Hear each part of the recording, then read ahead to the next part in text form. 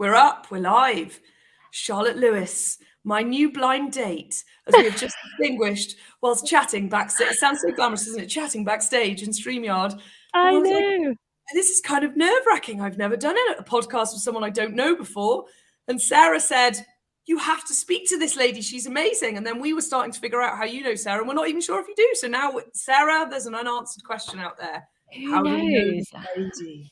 I've come from the ether. It's obviously my mouth is just that big that it's just accruing friends along the way. And yes. So welcome to this podcast where we have a couple of hours of Joe Rogan style rambling chat. We'll foray into, I don't know, this is so exciting.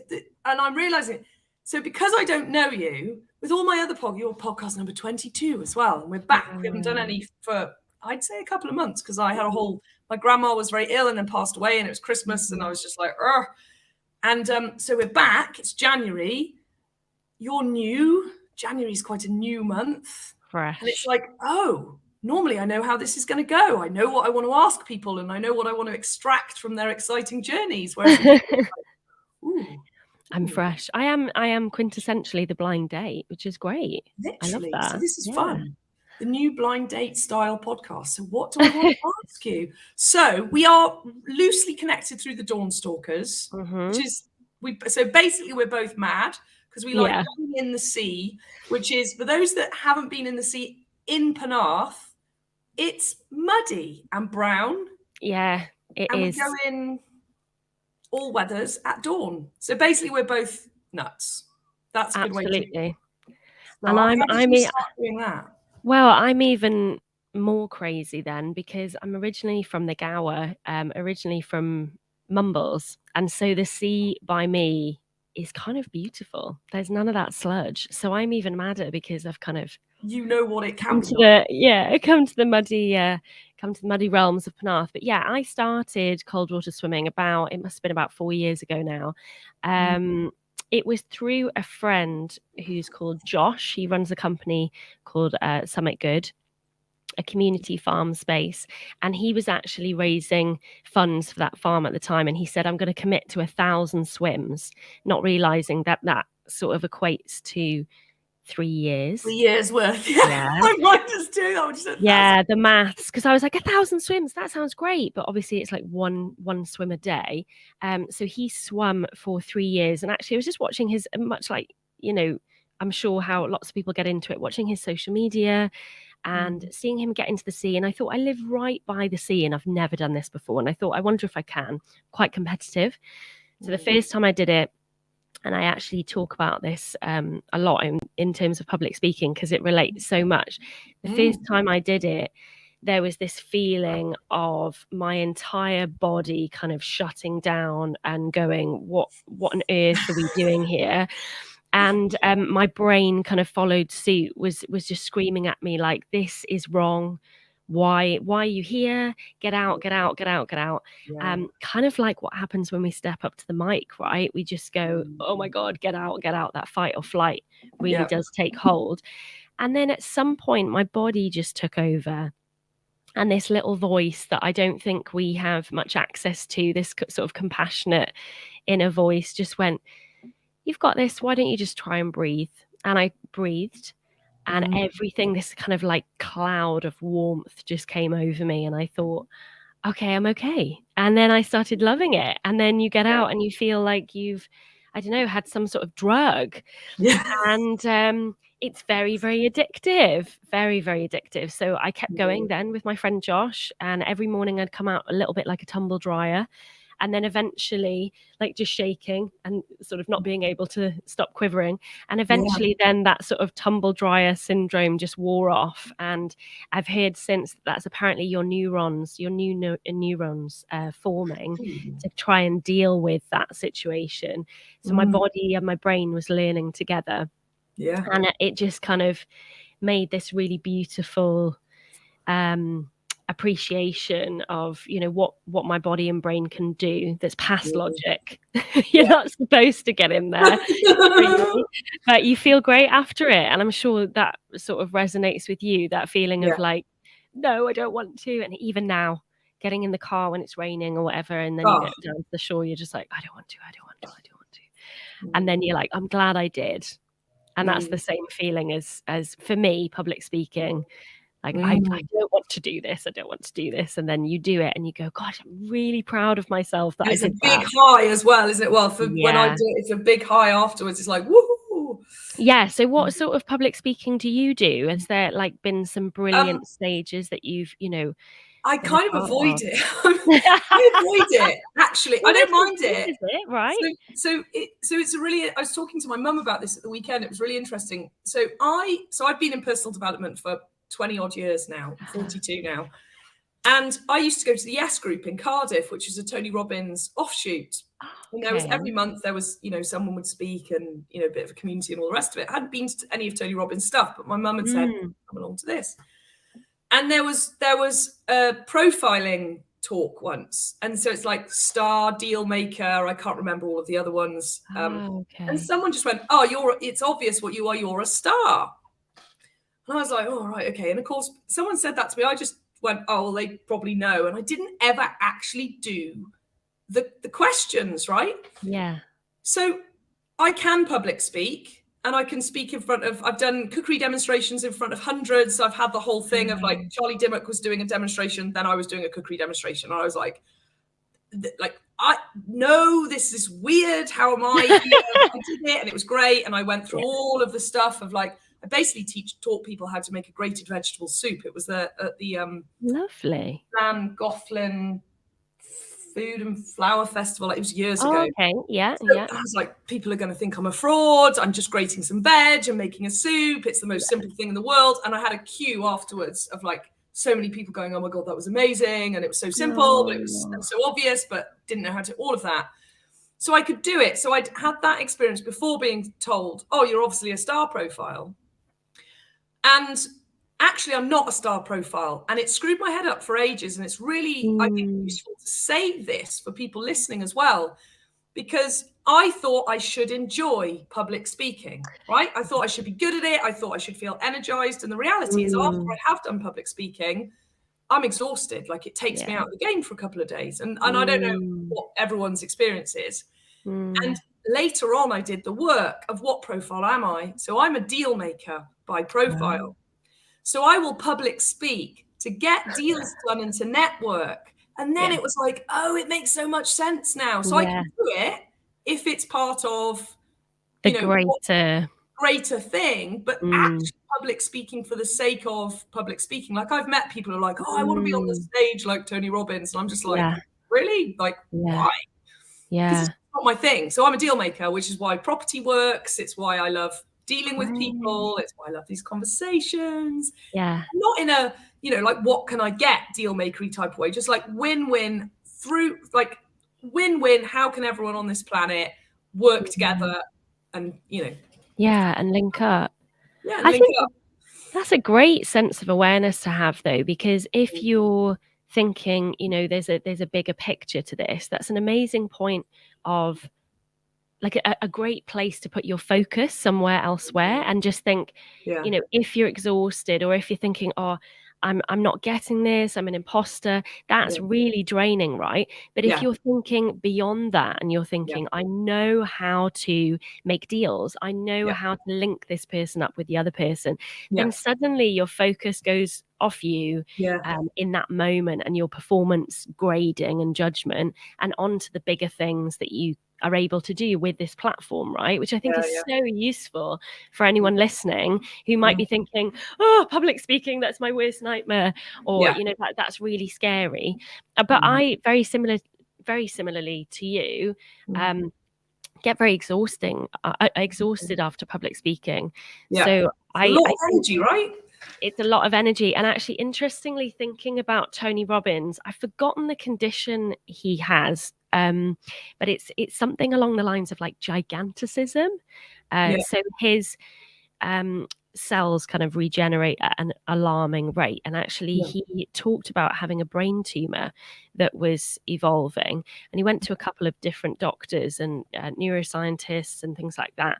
And they said, you're going to have it removed, or you're going to have to be on all this medication and whatever. And like Tony Robbins does, he was like, right, what's the solution that I'm feeling most comfortable with?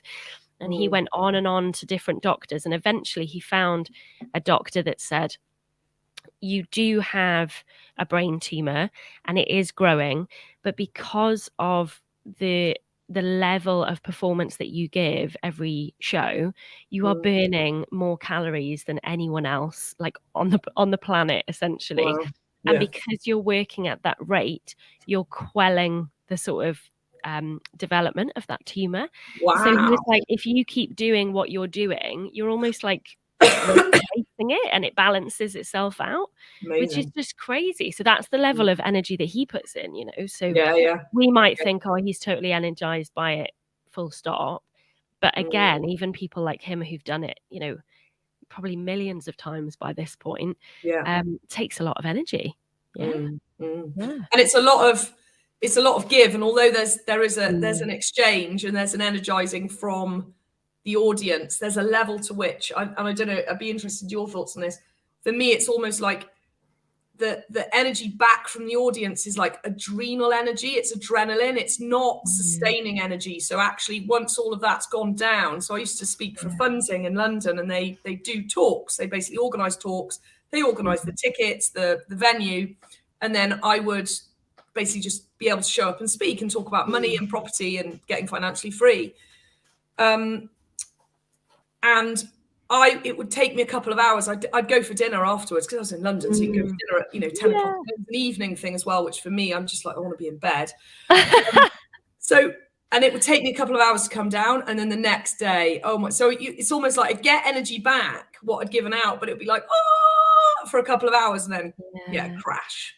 Yeah, and I do think that potentially that's down to the audience kind of projecting a little bit of themselves in that moment, especially if it's a bunch of people who couldn't think of anything worse.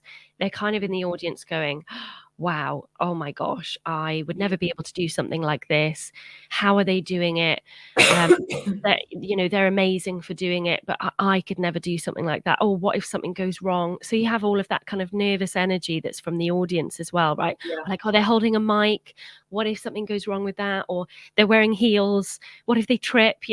It's all of those things that potentially we're receiving. But there's something really special still in that moment, that with that liveness as well. Like, so often in our world, we read an article and we're able to kind of switch it off, or we see something on Twitter, or we have a social media post that we can kind of skip past and whatever else. Sorry, I've just had an email through, and that's completely, this is like my point. I'm like, this is completely taking my attention away. This has just taken my attention away. And I was thinking, where am I going with this? But I'm always just honest with that now. But that's what I was going to say, is that liveness between people, you can't switch them off, or you have to sit there and kind of work through that energy, as you say, and sit with it and see how it's kind of congealing with everything that's in your body already. And that is exhausting, and we're not used to it after the past couple of years. We're really really not used to that. That's a new level of fitness. I like to call it social fitness, because I like that. There's well, this is the thing that I felt really passionately about in lockdown, was that everyone was talking about physical fitness. Like, I find it really hard to get motivated to go back to the gym, or gosh, I've put on loads of weight, or like that muscle isn't working like it used to. And lots of people kind of made it they put a lot of their attention into those realms, and just thought, you know what, I'm just going to get back to that fitness and whatever. And it took ages, but they really committed. And then I was having similar conversations with people where they would say, oh, I'm really exhausted after speaking to people. Now, I went for a pint with my mate and I am exhausted. And it's the same stuff. It's the, the social fitness rather than the physical fitness, the resilience of, the energy it takes to listen, the energy it takes to hold someone's attention or to up your performance so that they're listening, so that you capture their attention. And over that time, in the period of lockdowns and things, we gave all of our attention to tech. Every single bit of connection and focus was to tech. And yeah, we might have thought about the people on the other side of it, but technology is such a passive communicator. It doesn't give you any feedback. It doesn't say whether you're doing well or not, or you can't really read anything from it. It's a machine. So we've sort of trained ourselves to just send this stuff out to this thing that's never going to send anything back to us. And we've forgotten that kind of push and pull and the energy exchange and the picking up on the little micro signals and things like that. It's one of the things that happens on platforms like Zoom, where it minimizes background noise, right? But that's kind of grabbed everything in its wake. So little things like the signals that we would kind of give off to signal that we were ready to talk next, like the little sharp inhale of breath. That's what we tend to do in the room, right? We go, and then someone says something, or we all kind of turn to look at them. You don't have that on Zoom. So when someone wants to interrupt, there's this really like awkward hand up, or yeah. And so we're having to totally negotiate what that is. And then when we go into a live space again, we're really almost hypersensitive to those things and going, oh, is that person okay? Do they want to speak? Do they feel uncomfortable? Because we've just fallen out of, I guess, like practice, really. Yeah, it's interesting. It's like being overstimulated then when being in real life. Yeah. There's a lot of information, like you're saying. I'd never thought about it like that before, that we just don't get on Zoom. I mean, I've started actually having all my clients back here over lockdown. I was already moving online anyway, so it kind of wasn't that big a deal. The live clients I had moved online, and the online clients stayed online, so it didn't matter. Good. And what happened was everything you just described, but not explicitly knowing it. I was just like, I'm missing seeing people and being with people. I can't coach people in the same way. I can't like hold their shoulders and look at them in the eye and go, what's really going on? It's just, and you can. There's something about being on a screen. It's like, if I wanted to now, I could just turn my camera off. Yeah. You can't be like, if we were sat in a cafe now having this conversation, I couldn't just go, oh, I'll just put a massive screen up and pretend I'm not here for a second. Yeah. It's that, isn't it? Like, no, exactly. And it's so primal and so ancient that I have no... I'm totally not surprised that they're trying to make things like the metaverse a real deal, where it's, you can have your hands in the picture a lot more, or, your full body, because they're trying to emulate something that is the foundation of human existence, which is connection. And actually, until they make machines that can make you feel connected, we will always strive to have that connection. But it's a really interesting world at the moment. I don't know if you've looked kind of a lot at things like Chat GPT, the AI, like auto-generating content. Yeah, I've had to play around on that. It's good fun. It's interesting. Yeah, it's. Oh, I've gone on it, and I'm kind of optimistic, because I'm like, oh, that could save me a lot of time writing a landing page for a website. I kind of go like that, and then at the same time as I think that, I go, wow, that's millions of jobs gone just like that. Yeah. But it's like, well, actually, if we use it, I saw a quote, I can't remember who it was who said it. It basically said, if you use it, you'll be okay. If you try and fight against it, you'll be left behind. It's that, isn't it? Like integrating it, and also everything you just spoke about human connection and being with people. Yeah. I think there's something that, look, the metaverse, they're going to do their level bloody best to have it work. And I don't think humans there'll be lots of humans there'll be lots of humans that just, plug themselves into the matrix, for want of a better description. Absolutely. And I think there's a lot of humans that go, I don't feel right and I need to be with people. So this is it. I think it's a real opportunity, and you said it there. It's an opportunity to cut out a lot of time that might have been really painstaking for a lot of people. Especially people with like learning difficulties and things like that, who kind of sit and agonize and go, oh my God, where do I start? How do I start writing this? And it works sort of like Google in that way, I guess, that where we already have so much knowledge at our fingertips, like with YouTube tutorials, things like that. But then I think there's a real opportunity there to go, okay, with all of that free time, or with a piece of technology doing all of the things, like getting you through the door with that email or whatever, what are you going to do with that opportunity? And how are you going to capitalize on that opportunity? So when you do finally meet that person, say like through dating, so they kind of there's people who are kind of guessing that maybe platforms like Tinder or whatever are going to start giving you like the perfect thing to say so that you can get that date with that person, right? Yeah. Which again is kind of what we've been doing. We've been reading books by pickup artists. We've been kind of emulating people all of this time. So it's kind of been there. But when you're in front of that person, what are you going to do with all of that time that's been freed up? Where are you going to invest that? And my view is that you should be investing it in someone like a coach that's going to really kind of capitalize on that free time to make you a better communicator, to make you go, right, do you know what? They got me in the room, but now it's up to me to make that relationship thrive, to be a really good listener, to be open, honest, emotional, vulnerable, all of those sorts of things. So I think it's a real opportunity. And yeah, like you say, we're either going to be the people who plug in and kind of live that world online and very happy there, which has already happened in, you know, some countries like Japan.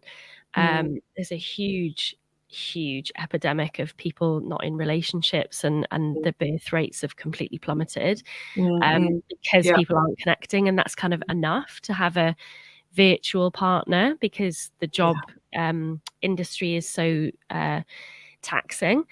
But we have that option, or we have the option that's really about evolution. Like, okay, we've got the tech doing this. How can we be more human than ever? Yeah, you know? I love that. God, opportunity. We don't think about it. We don't go. It's like one experience. So I've got two children, a 2-year-old and a 4-year-old, and I gave birth. I was going to say, obviously, not necessarily, because they could have come out the sunroof or whatever. I use that phrase as well. Yeah. I gave birth the old let's call it the old-fashioned way. And afterwards, I was like, God damn, that was messy. Instagram didn't prepare me for that shit. Like, that was fucking messy. Yeah. That visceral, like, it doesn't get any more like alive, visceral, present, human. All of that thus far. There's been a few experiences that come close, but nothing quite that. But, there's plenty, like people dying. I've just helped care for my grandma who was, 99 and dying. And there's that was fucking messy as well. It was like actually life and death. It's really messy. And online, it's all pretty and everything's clean. And we go to the supermarket and we buy meat that's packaged and cut up, and you don't even have to touch it if you don't want to. And there is something in what you just said about like, being human, and actually like, what does that mean? And it is completely opposite to social media.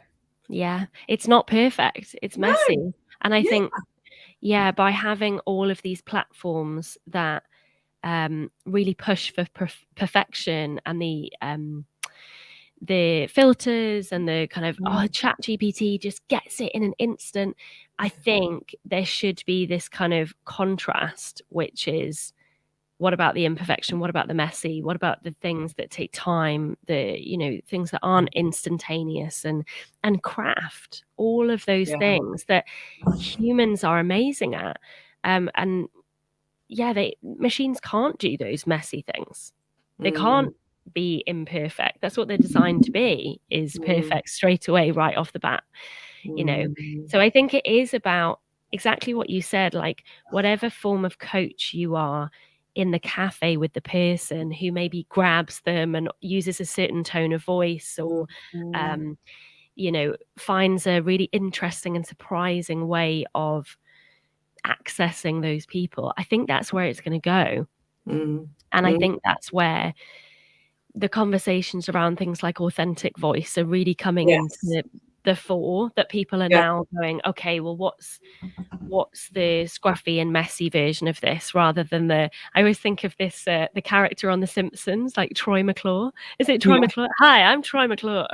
And, they're so perfect in their performance. And I think people don't want that anymore. I think we're looking for the real. And that's come from, I do think, the birth of social media, is we see all of these perfect models and, oh, wow, couldn't I look like that? And we put ourselves under so much strain. But actually, there's a real opportunity to do something way more interesting. Davina McCall was talking about this the other day on the podcast with Stephen Bartlett, that she said about Love Island.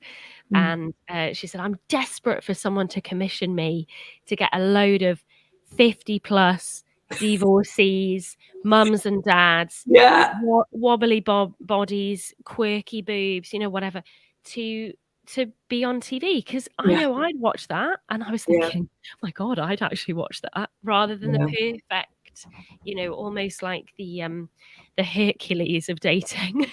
And it's just not, and it's kind of perfect, but it's almost so perfect it's no longer perfect. It's this just like unattainable, fake, weird sort of thing that isn't, that I think intrinsically all of us know is just not, it's not right. It's emulating the machine.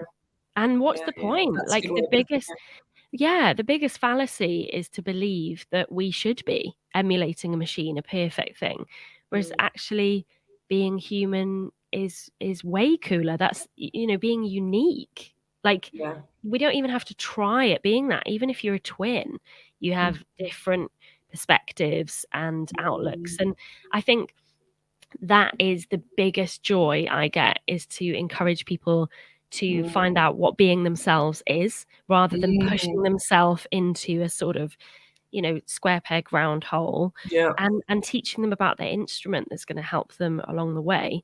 Rather than feeling like, oh, I have to talk a certain way and I have to be a certain way.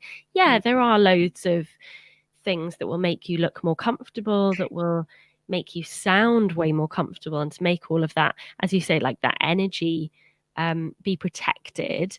But it's not about looking at other people and going, oh my gosh, right, I'm just going to be a carbon copy of them, or a perfect machine. You are going to make mistakes. It's great. I just had an email pop through and was like, I completely forgot what I'm talking about.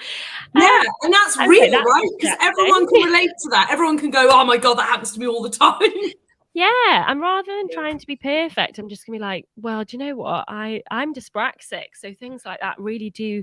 It's almost like it cuts the cords of my brain in that moment. So I might as well be honest, because Simon Sinek has done that on stage. He's gone, I've completely forgotten what my point was, and the audience helped him. And I thought, in that moment, you probably won over 80% more than you did before.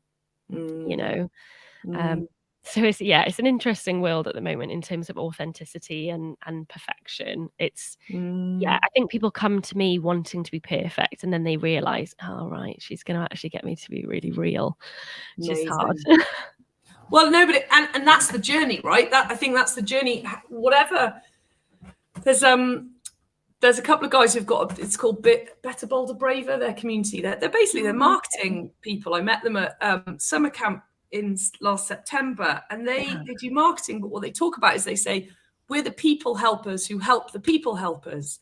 And I love that, because I was like, coaching is a fairly but actually if you help people in any form, you're a people helper, you're a coach or whatever. And actually I think our main job on the planet is to help people be who they are, not teach them how to be something else. Or it's almost like to stop that happening, right? I love that you said that.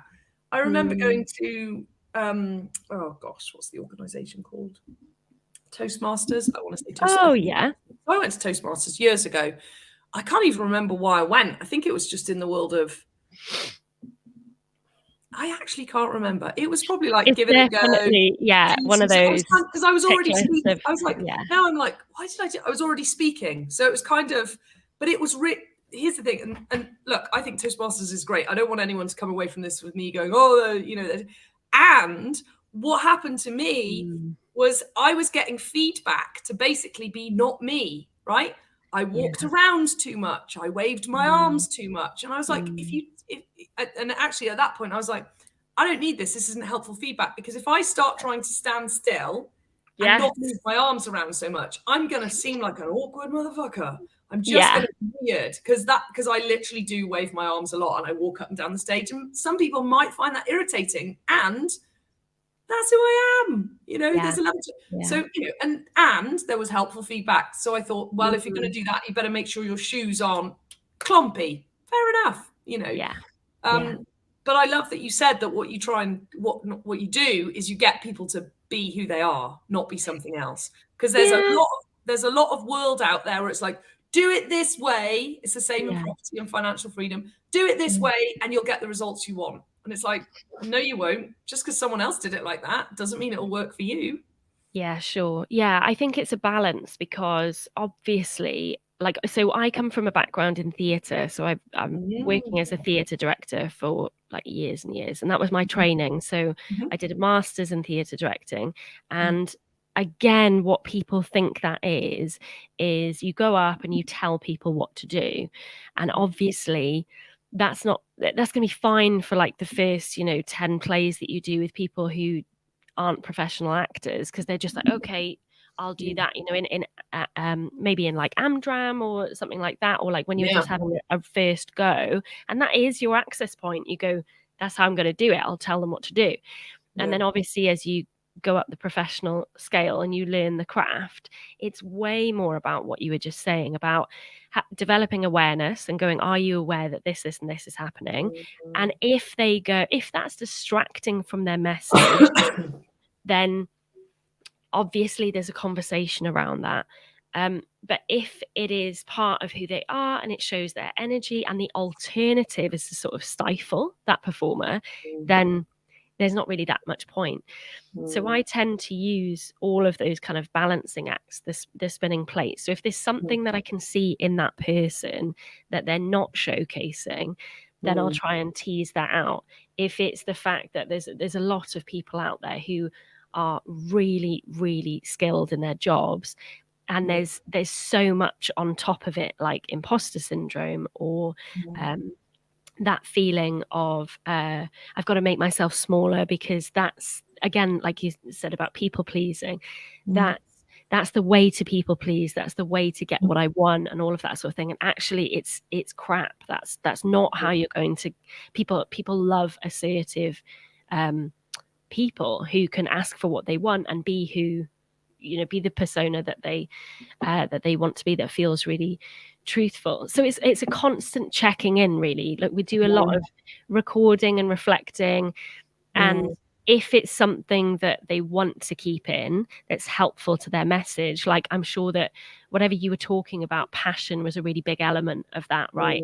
And what makes people look passionate is the fact that they lose themselves in the message, and it's kind of explosive, and it might have big gestures, but for some people, like maybe like Gabor Mate, for example, his version of passion might be getting very quiet, getting very still, getting closer to the mic. So it's all about developing that awareness with people, encouraging them to understand what they look like, how they sound, and then to also look at all the habits that have been keeping them from looking, sounding, and feeling like themselves when a spotlight hits, because that's what happens, isn't it? We become a different person.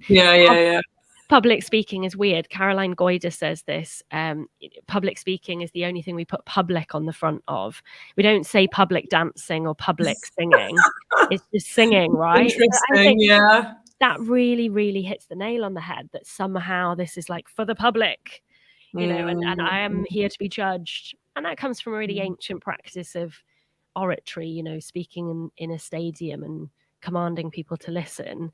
But also the fact that to belong to the tribe, to the community, we have to offer something that's coherent and harmonizing, and something that will essentially not get us kicked out of the cave if we say the wrong thing. So people pleasing does come from quite a ancient primal place. Survival. Survival, yeah, because if you say the wrong thing, it's like you're out. Actually, do you know what? Your hunting's all right, but actually you're a bit of a dick when you know, all of the stars come out and you're around the campfire and you're not listening well, or you're not telling stories that are useful.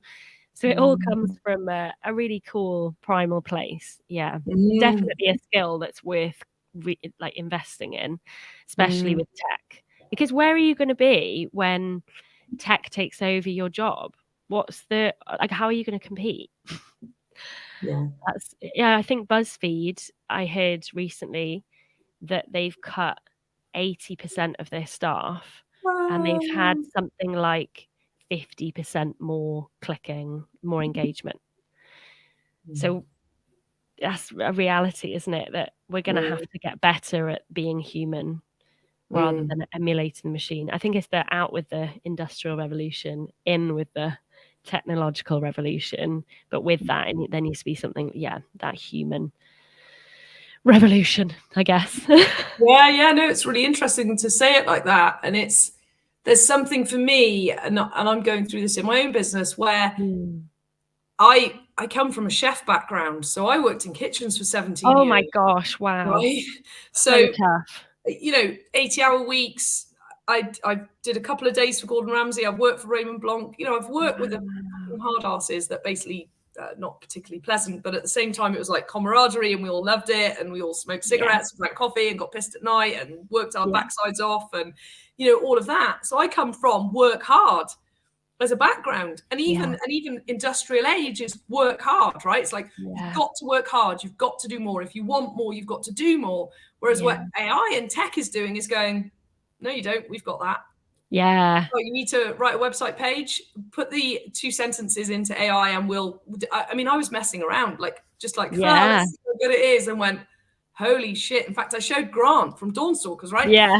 So I was showing Grant about this, and I went, watch this. And I said, write me an article about why it's great to go sea swimming with the Dawnstalkers. That's all I wrote. Yeah. And then it started mentioning about dawn and swimming every day, and how there'd always somewhere be. And Grant just went, what the fuck? And I went, I know, it's good, isn't it? It's scary, because I went on it messing around, and then went, Jesus, this is like mind-blowing. And what it does then is go, okay, you don't have to work hard anymore. And I'm going, wow, well, that's who I am. Yeah, gosh, so much of our identity is linked to work, and how again, that's like it's almost like an extension of people pleasing. Like, if I do this, I do a good job. And like I come from a family of my family have their own business, and that is the conversation. Like, if you're knackered by the end of the day, that something must have gone well. But again, after that, what's going to happen? And how do we get community around us that isn't from work necessarily? And that's why things like the Dawnstalkers are so brilliant, because when are you going to be half naked with people from and sober and in the morning, first thing that you do? That's amazing. Like, with someone who used to be a chef like yourself, mixing with someone who's a public speaking consultant, or someone else who's a yoga teacher, or all of those sorts of worlds. And I think that the other reason I think it's so important is because when you're in the sea, obviously there's exceptions to this with the little waterproof bags and stuff, but there's no tech. And you have to talk, or you feel compelled to talk, because your brain's going, Jesus Christ, I need to do something to get over this. So I'm going to just chatterbox to someone. And I think it really, really improves people's skill for small talk, for connecting, for meaningful, vulnerable connection. Because you cannot have a mask in the sea. No makeup, first thing in the morning, freezing freaking cold, half naked, sober. I mean, it doesn't get any more real than that, I would say. Totally. And you cannot have all of the airs and graces and the social agreement that you normally would have in a corporate context, for example. So when you get in the sea, you're like, all bets are off. I am just trying to survive. Literally, because your body does think it's dying. And so those connections that are fostered with the Dawnstalkers is really important, because actually you have something in common that you want to get in the sea, but also you're bypassing any other scaffolding that you would normally connect with people on, like political opinions or I don't know, like interests outside of cold water swimming, or viewpoints. If you're kind of binary in your thinking, and you hold on to that, if people don't agree with me, then I can't connect with them.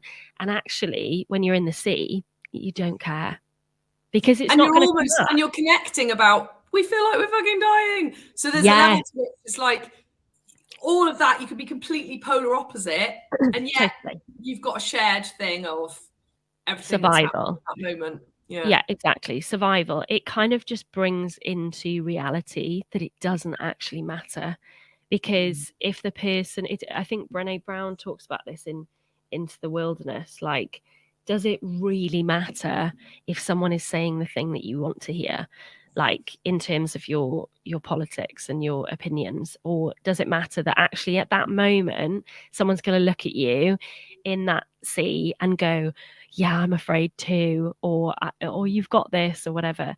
I think it stems from maybe like the type of rapport that we're taught to build in school. So I've worked in primary schools before, and I've seen this happening all the time, that there's children who believe that the quickest way to rapport, and it is actually, but it's also the cheapest. It's sort of like the takeaway version, or the junk food version of rapport, is to make fun of someone else and to kind of connect over that, or to, pick a joke, like, oh, I'm not interested in this. You do it when you're a teenager, right? Like, oh yeah, I don't care. Like, try and be cool. The more vulnerable version of building rapport is to be real and vulnerable and go, actually, I'm quite afraid, or like, actually, I don't get this. Do you get this question? And they're like, no, I don't get this. Or, oh yeah, I get it. Let me help you with that. That's so much more long lasting. That's like the vegetables of rapport, the vitamins and minerals.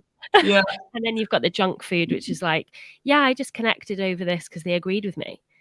That's just not, personally, I don't think that's evolved. And I think that's what everyone is kind of challenging right now, and working out, okay, how do I build friendship that is actually gonna result in the person who I can call at 2 a.m.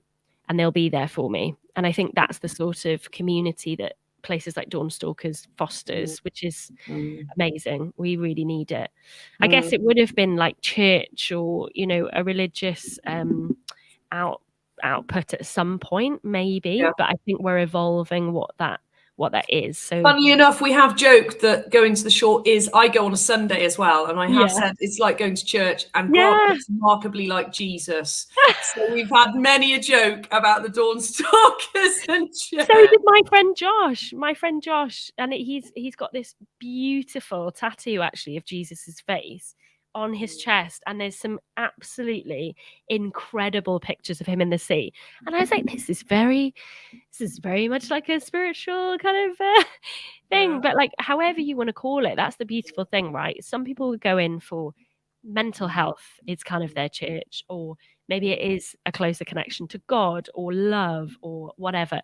But whatever you're in there for, it's a greater thing than who you're voting for, who do you like, who do you listen to podcast wise, who do you believe, whatever. So yeah, I think it's an absolute tonic to our time, and I'm so pro it from a communication standpoint.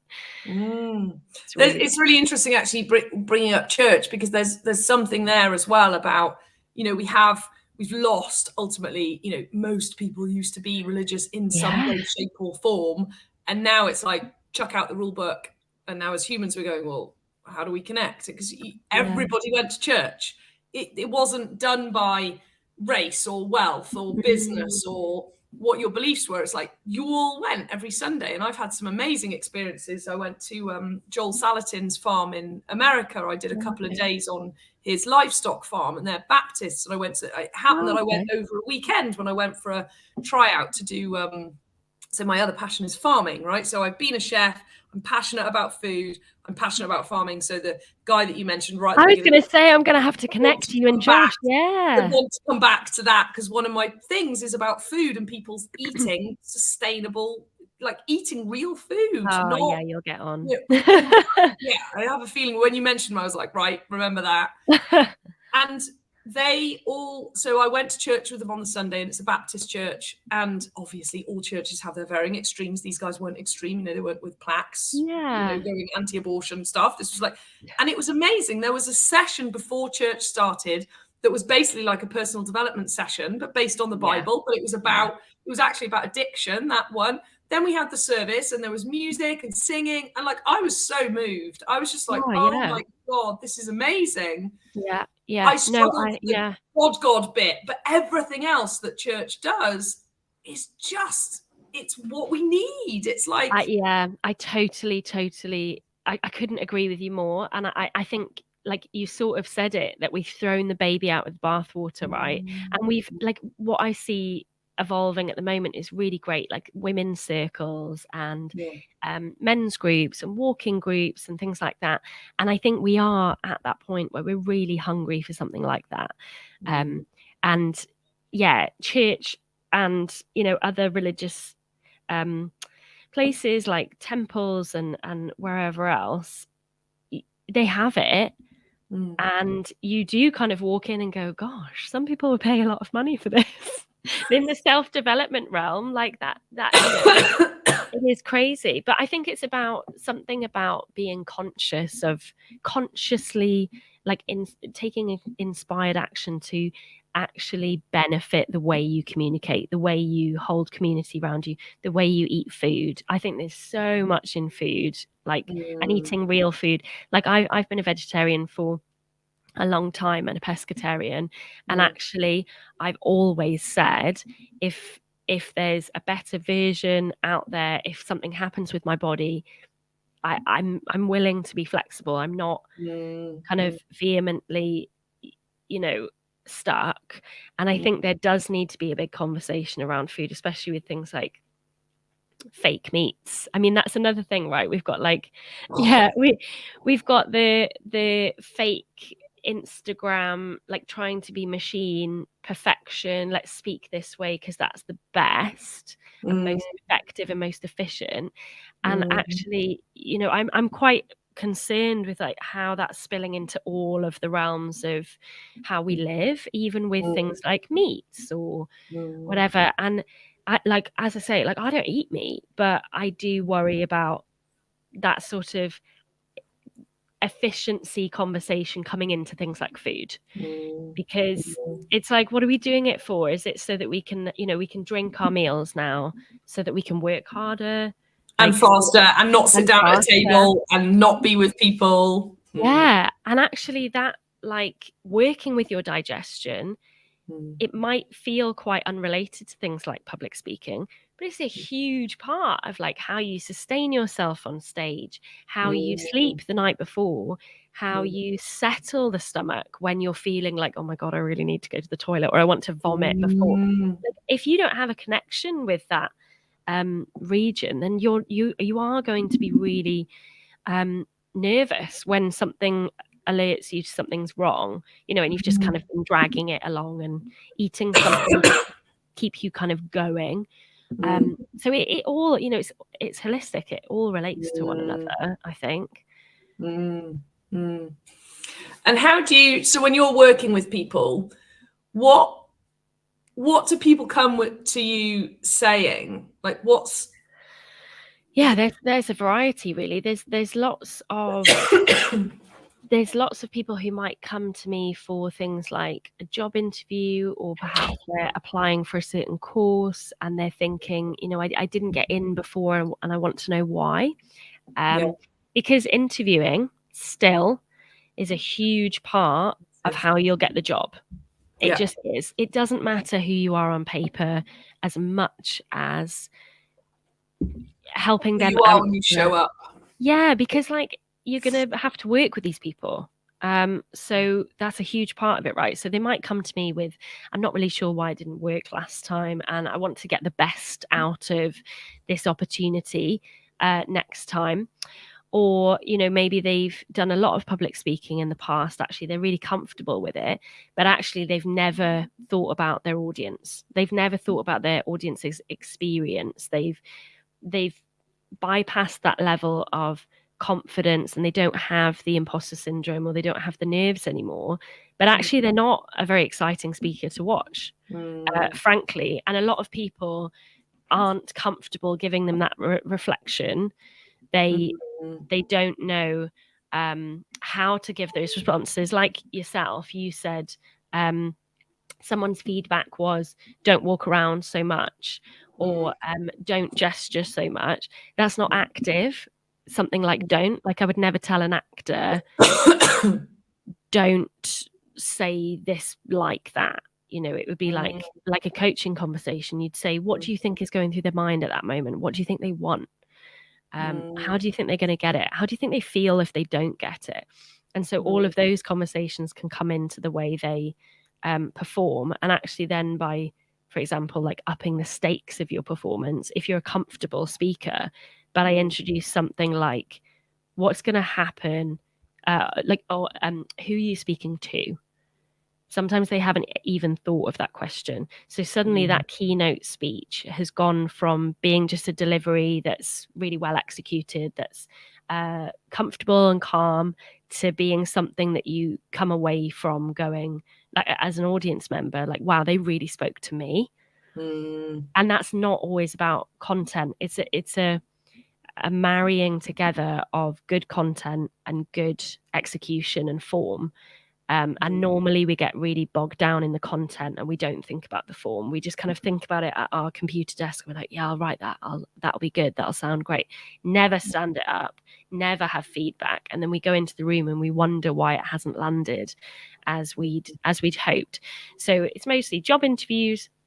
If they're doing speaking gigs that they never thought they would do, maybe for charities that they've been a user of, job interviews,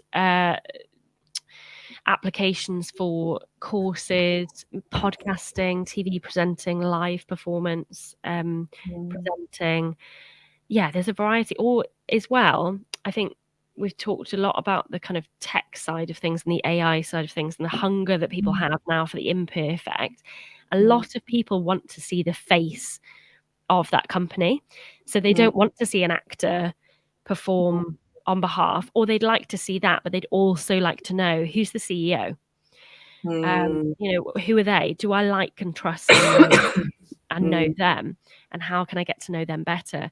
So there's a big wave of people going, oh, do you know what? I hate social media. I never want to be in front of the camera, but I think now I have to be, especially if they're, part of that is building trust and a form of engagement that, relies on the things that are human rather than like, will this give me a good service? People don't really care. People buy from people ultimately. That's, so if they're not seeing the people and the personality of your business, then they're not going to be able to buy from you. That's why some networking groups are so successful, because they meet the person and they go, oh, do you know what? I like them. Like how this conversation has happened today. Yeah. Like, oh, you should talk to them, Yeah, absolutely. Yeah. And it's so underappreciated, I think. I even find myself doing it, because if I look, has my business grown? Where's all my business come from? It's all referrals. All of my clients come from another client or a friend. Hands down. Is there a little bit of social media help for a couple of people? Yes, maybe. And that's all because I've done videos. People have watched the videos and gone, oh yeah, I kind of resonate with that. Boom. And it's so underappreciated, especially I think for people with small businesses where they're like, oh, I have to do SEO and Facebook ads and this, that, and the other. I'm like, you could just try speaking to everyone and see what happens. Totally. Or voice noting. There's a feature on LinkedIn at the moment that I really encourage people to use that is on the app. You can voice note people. And that's the way, like, I'm really comfortable using it because I've used it for a long time. I lived in China for a little while and it was really popular out there. So I just got into the swing of using it, really. And then came home and realized, oh, no one's really using this here. And it was how I got in touch with people on Instagram, LinkedIn, things like that. And it just immediately puts a human at the forefront, And I think if you're going to compete with certain things like AI messaging and things like that. Like people, like that's the reality, right? People are going to get messages now. People get messages now on LinkedIn, on Instagram. They're unsolicited, and they might have a really warm tone and whatever, and you've worked really hard on that, but they still don't see the person. Yeah. Like video and voice recording is huge, absolutely huge. And I think it's a great one for accessibility as well, because you're kind of covering all bases, and you're using the mode of communication that you prefer. You know, if you're signing in a video, they get to see who you are and how you sign and how they might be able to connect with you.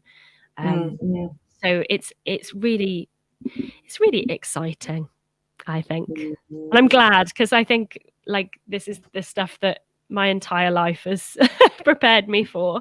Yeah. So what were you doing in China?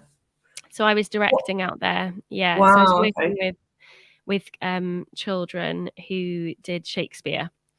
Yeah. So I was out there for around 5 months, and I was up for 2 jobs at the same time. This one I just interviewed for to work in Shanghai, and then another one in a theatre in London. And I didn't get the one in the theatre in London at the final kind of stage. And so I moved to Shanghai, and I found out on the Friday, and I was there was flying by the Sunday. Whoa. So it's like, if not now, when? And that was, possibly the biggest lesson in communication I think I've ever had, because it's the cultural shift and the fact that really nobody speaks English in China, and that's fine. But you for the first time are very much out of your depth as a native English speaker. So it's a good experience. And also you don't have the internet. So there's obviously censorship with Google, YouTube, social media and whatever. So that gave me a very big sense of clarity and removal from that bubble of conversation. And I suddenly was like, wow, this is huge, to have this break, and a real authentic break from things like social media. So you can't get on any of it, right? So it's just not available. Yeah, there's like a Chinese version of the internet. So you cannot, it's like you put in the search bar BBC, there's no such thing. Wow. Yeah. Or social media, you have to have a VPN, which kind of is a way of telling the machine that you're in a different country. Yeah. You're like, I'm not in China, I'm somewhere else. And then maybe it'll give you access. But it's, in terms of how people communicate, body language, even like just recognizing people, because obviously the prevalence of dark hair and dark eyes is just part of the culture. So even my realization that I wasn't able to differentiate people at first was really shocking. And then obviously within a couple of days, your brain kind of starts to up its ante, and you finally kind of can do that. But even just all of those mechanisms that you use in terms of soft skills before just kind of went, and just evolved so quickly there. It's exciting. Wow. Yeah, it's funny how the internet makes the world feel really small. And actually, again, if you come off the internet and you actually go to places, you realize, oh my God, it's just a whole nother.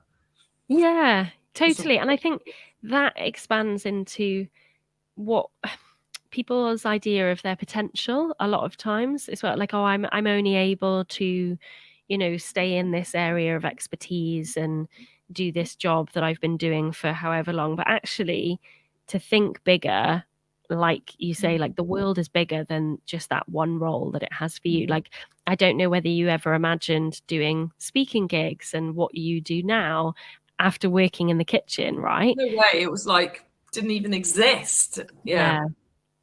But I guess it's primed you for all of those things, because you probably don't worry too much about what, whether, like, it's about people understanding you as quickly as possible is probably like a big thing that you've cultivated in that area. And that's such a transferable skill. So I guess the other element of what I do is reminding people or bringing their awareness to, hey, look at all these things you're able to do and talk about and share with people. You're not just your job.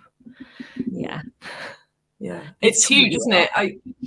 It's massive, and I think that's the thing that's really interesting. I remember years ago I did a day with a guy. Do you know George Sava? He does all sorts of public speaking bits. No, I don't actually. He's in Cardiff. He's brilliant. Okay. He's I'll have to write him down.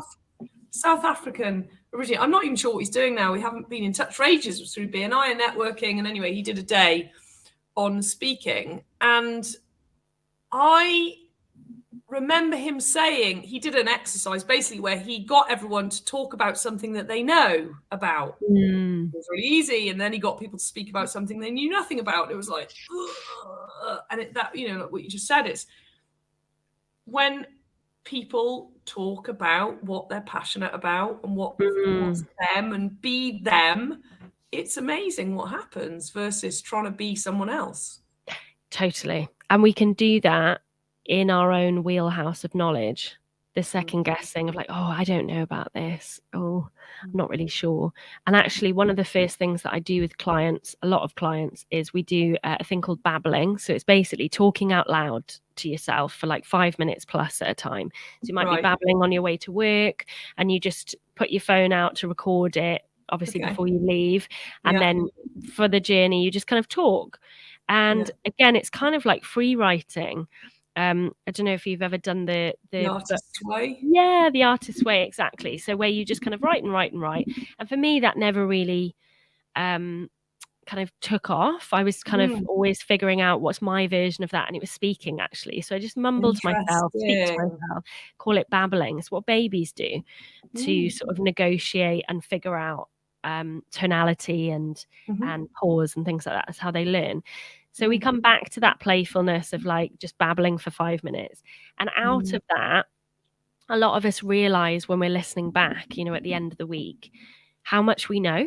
And we're sort of listening to ourselves like a bit of a podcast and going, oh, I agree with that. And that's really resonated.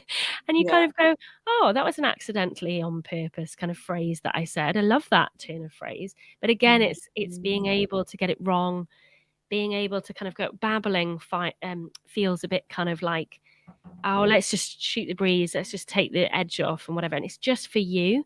So there's no pressure to get it right. Yeah, it's brilliant. Yeah. And eventually clients get more fluent. They have these kind of stock phrases that they really do believe and that they've rehearsed and that have come up in every babble or whatever. And they start to build their own, I guess, vocabulary and ways of looking at the world through doing something like that, through just having a go. But often we wait till we're in a workshop or something like that, and we kind of go, oh my gosh, or at BNI networking groups, and someone says, tell me about yourself, and you're like, we've got so much to say, but it's about prioritizing it and not, letting the dam just kind of burst or letting it, trickle out. So, yeah, that's huge, isn't it? I remember going to BNI and that whole, I'd just come out of chefing, and I was running, I started agency work. I think I'd done, I can't know, I haven't, I'd done some I came out of Michelin star restaurants, did some agency work, ran a pub, finished that, and then thought, I don't want to do this in a restaurant or, work for people. I was only 25, but I'd started working in kitchen when I was 14. So I was working 80 hours a week. That's, got 20 years behind me effectively of what most people would do in a day job. Yeah. And I was just done. And my mum had said, go networking. And that's how I then ended up in BNI. And it was so weird because everyone was in suits and I've come from a chef background. And I'm just like, this is not my world. Yeah. And then you had to stand up for 60 seconds and say what you do. And I mean, there was a level to which I could play on it because I'd put an apron on and I'd say, I can cook food. And I'd quite often bring food along and go, just eat that. I don't need to say anything. It's kind of that playful. But that anxiety of standing up at a networking event that I'm sure, I'm quite I've moved around every 3 or 4 years from when I was 0. I'm used to being put in, there's a whole world of trauma there too, but there's a whole world of, and it means I can walk into any room, chat to anyone, appear confident whilst actually my palms still sweat and my heart still, chest. But that must be, and if I experience that and I'm quite okay with going, well, fuck it, what's the worst that can happen? Yeah. People who haven't had that level of, doing that from childhood, it's just massive having to stand up and do 60 and 60 seconds to get it succinct, to not waffle, to get your point across, to not sound like everyone else, to not be boring, and do it every week. I mean, it's huge, isn't it? Yeah, it's huge. It's a great opportunity to do it and just get used to it. It will feel extreme for a lot of people, even I think performers. So there's a lot of performers out there who are really comfortable behind a character and playing someone else. But if they were to get up on stage and shout about their new business that they're doing, that's totally different kettle of fish. Like, people go, oh, you're an actor, you're confident, it's perfect for you. And it's like, well, no, they have a lot of technique and skill in that area. Like, they've got a big heightened awareness, but they may be less well-versed speaking as themselves. And like you say, like, really comfortable in the kitchen, really comfortable with maybe that sort of sense of chaos, but actually that formality, horrible. Like, oh my gosh, yeah, it's really tough. And I think it's like 30 seconds now. And what can you achieve in 30 seconds? Like, it's about kind of giving yourself a break and going, this is how I'm just going to speak for 30 seconds, whatever comes out. And I actually go to BNI, so I very much in the moment go, what's the thing at the forefront of my mind right now? What can I talk about right now? And I'm not going to tell everyone about everything that's happened that week, because I just can't, and they won't hear it. They won't be able to hear it. But yeah, it's about making yourself comfortable in those scenarios and repeating them, rather than it's the cliche, getting back up on the horse, right? And then observing yourself and making time to give yourself a pat on the back afterwards. Like, if in those environments like networking, if you took a moment afterwards, straight away afterwards, rather than go, oh my gosh, these are all the things I did wrong, just write down, what did you feel, what happened? Okay, there might have been, I went over time, I didn't mention this, and I felt nervous or shaky or whatever. And then a second column, are there things that I can do about it? Yeah, there probably are. Well, if you're feeling adrenalized, where are the relaxation methods in your life? Maybe you need to take a day off. Maybe you need to have a really good night's sleep the night before. Maybe don't have the Vindaloo the night before, so that your stomach's churning and you're really worried. Or if you've not mentioned something, fine, there's always an opportunity to do that when you're milling around over breakfast. Oh, I didn't mention this. Oh, great. Okay, perfect. Or anything like that is all constructive, but it has to be turned into that something that you can reflect upon and go, oh, I went over time, I'll wear a watch next time. Fine. Like the sort of stifling happens when we just sit in that. We've got loads of good feedback from ourselves, but it turns into judgment when we don't do anything about it, when we don't see it as useful. So it just becomes like a sort of stick to beat ourselves with. And that's not useful.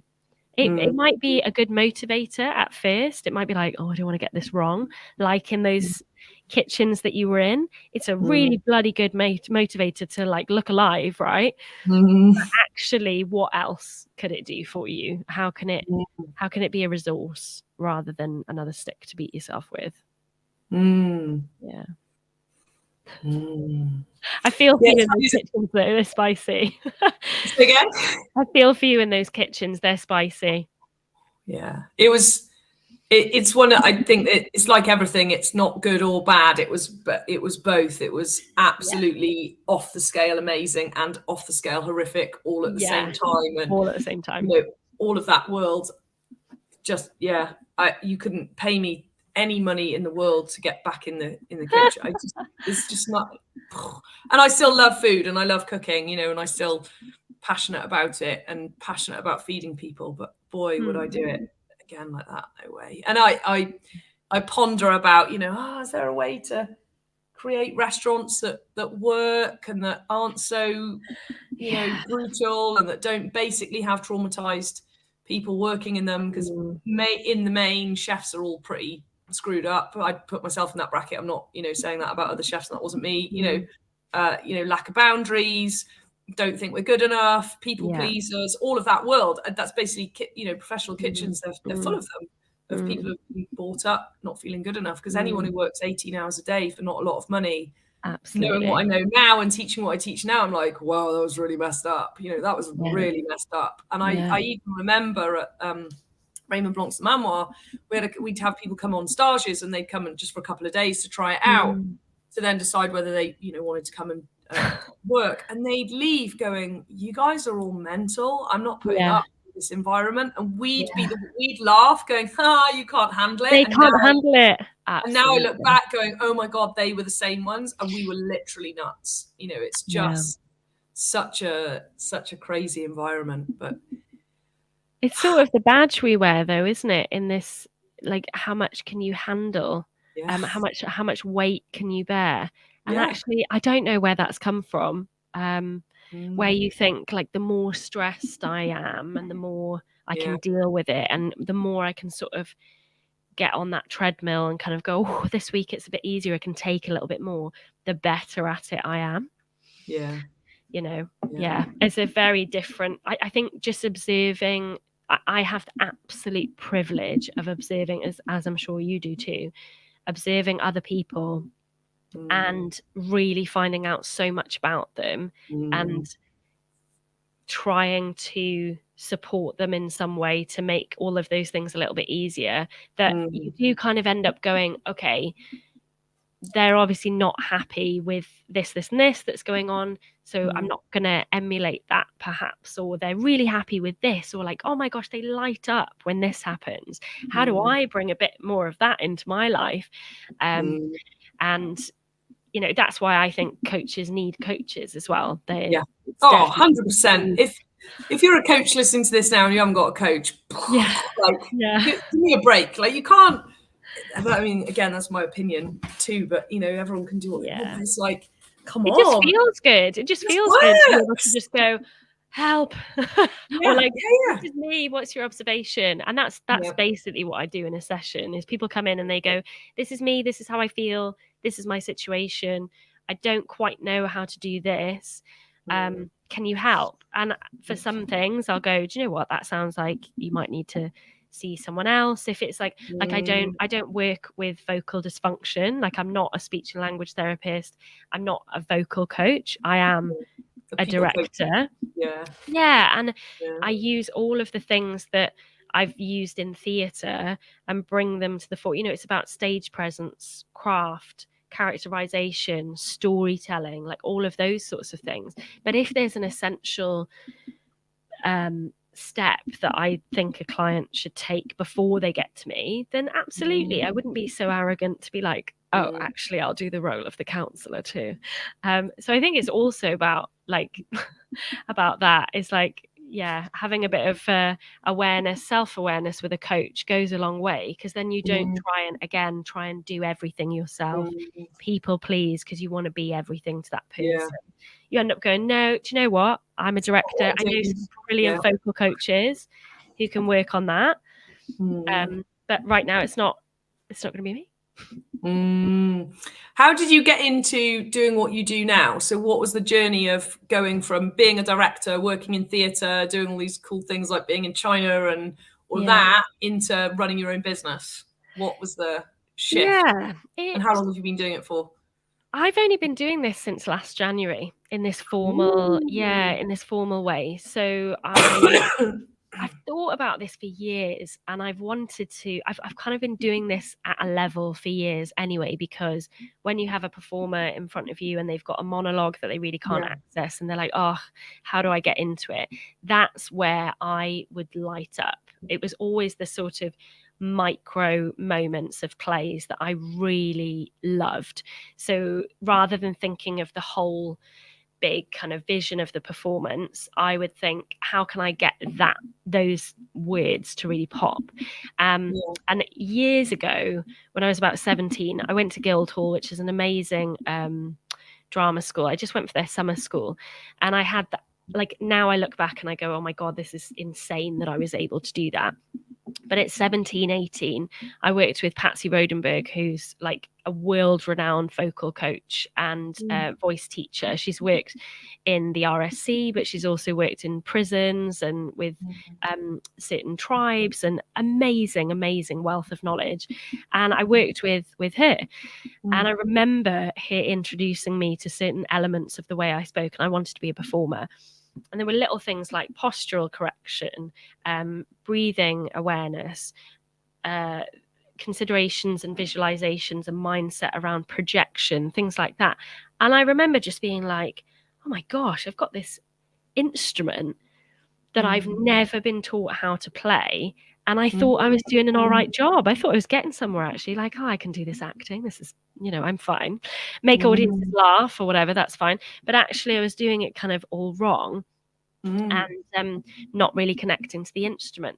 So I've always had that moment stuck in my head throughout my directing path and career.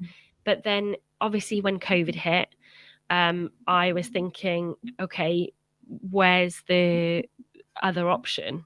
Like, what were you doing when COVID hit? Where were you working, and what were you doing? I just got back from China, so I came back all guns blazing, really excited. It was you that brought it back, was it? That's what everyone says, yeah. So I'd actually had COVID in China just before I left in sort of early December time. And then I came back, and there was all this sort of talk of it kind of bubbling, and I just was like, oh no, this is going to be huge, because I knew what the climate would have been like like, just because of the density of people, I knew that it was going to have a real global impact. So I was like, okay, this is scary. So I actually at the time was like looking for work in the UK. I was like reintroducing myself, and I also a qualified yoga teacher, so I was doing classes and things like that, just thinking about, okay, what's the next project? And then by March we were in like full-blown lockdown. So that's when I went into diversifying what I do. And I've always wanted to do audio.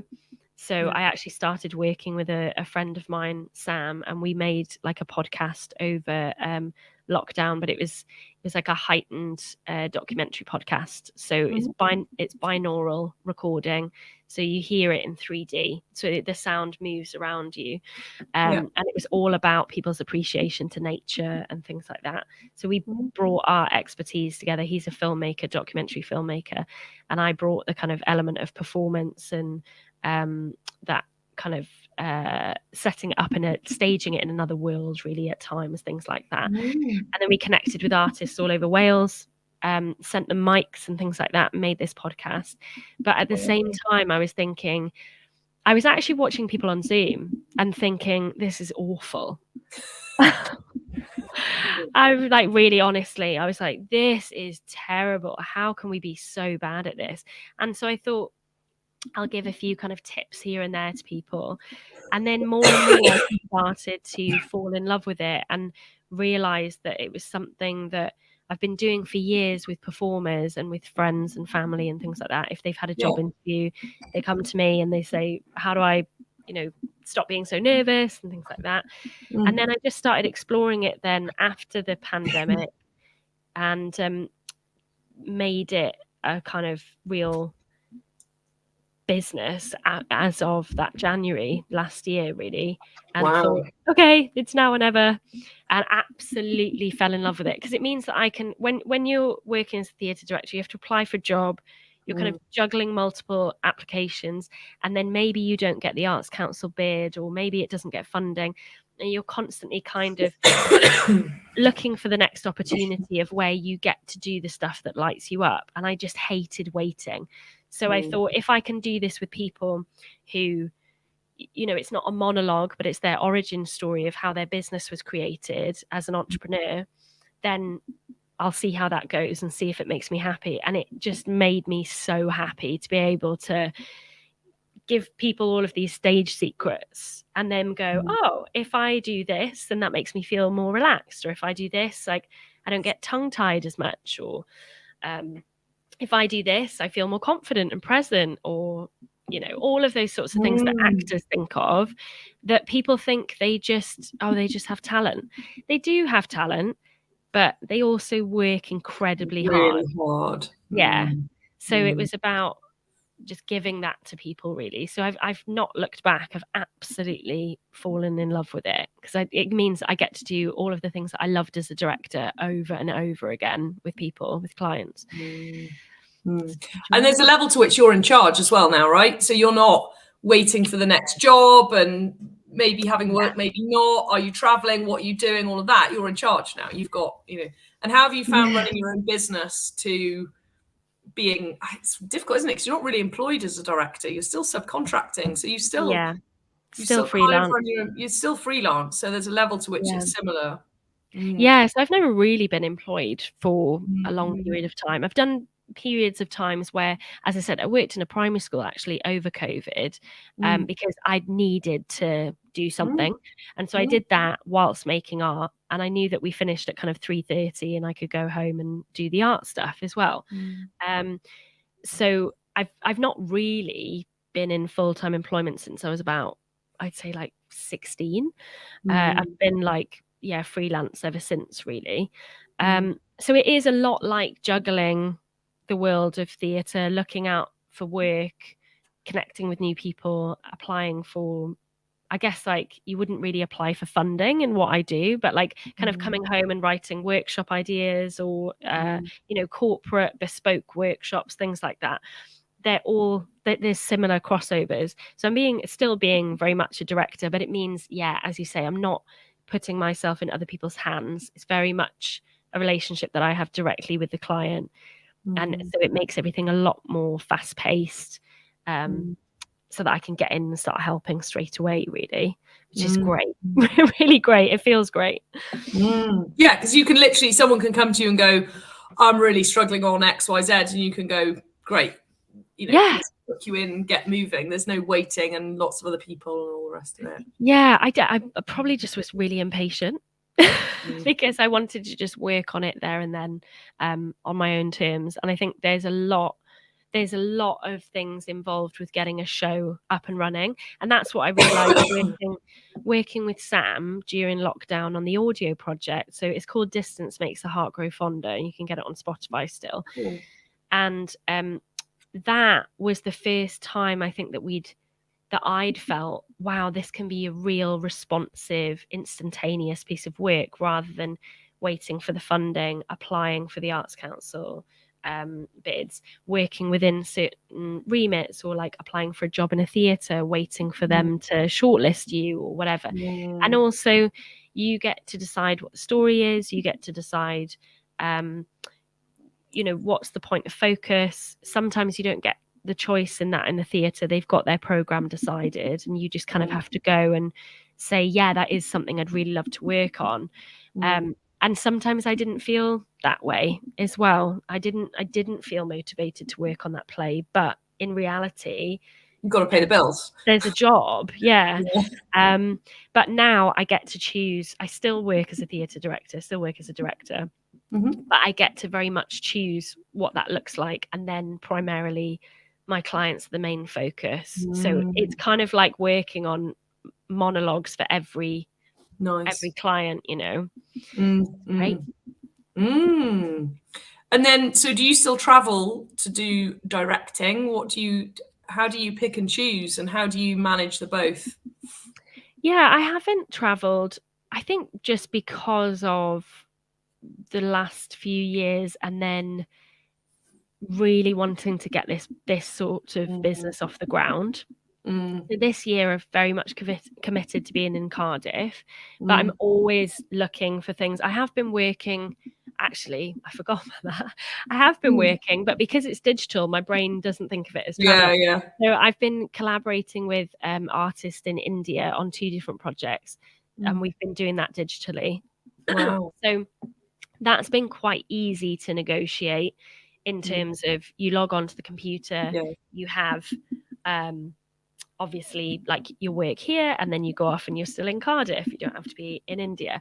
So that's the way I've negotiated that. And then, yeah, I've basically been taking projects that are closer to home. So there's projects that have been in Newport, and other ones in Cardiff. And so I don't really have to worry about it. Yeah. Kind of picking or choosing. And again, like you said before, I can work with my clients online.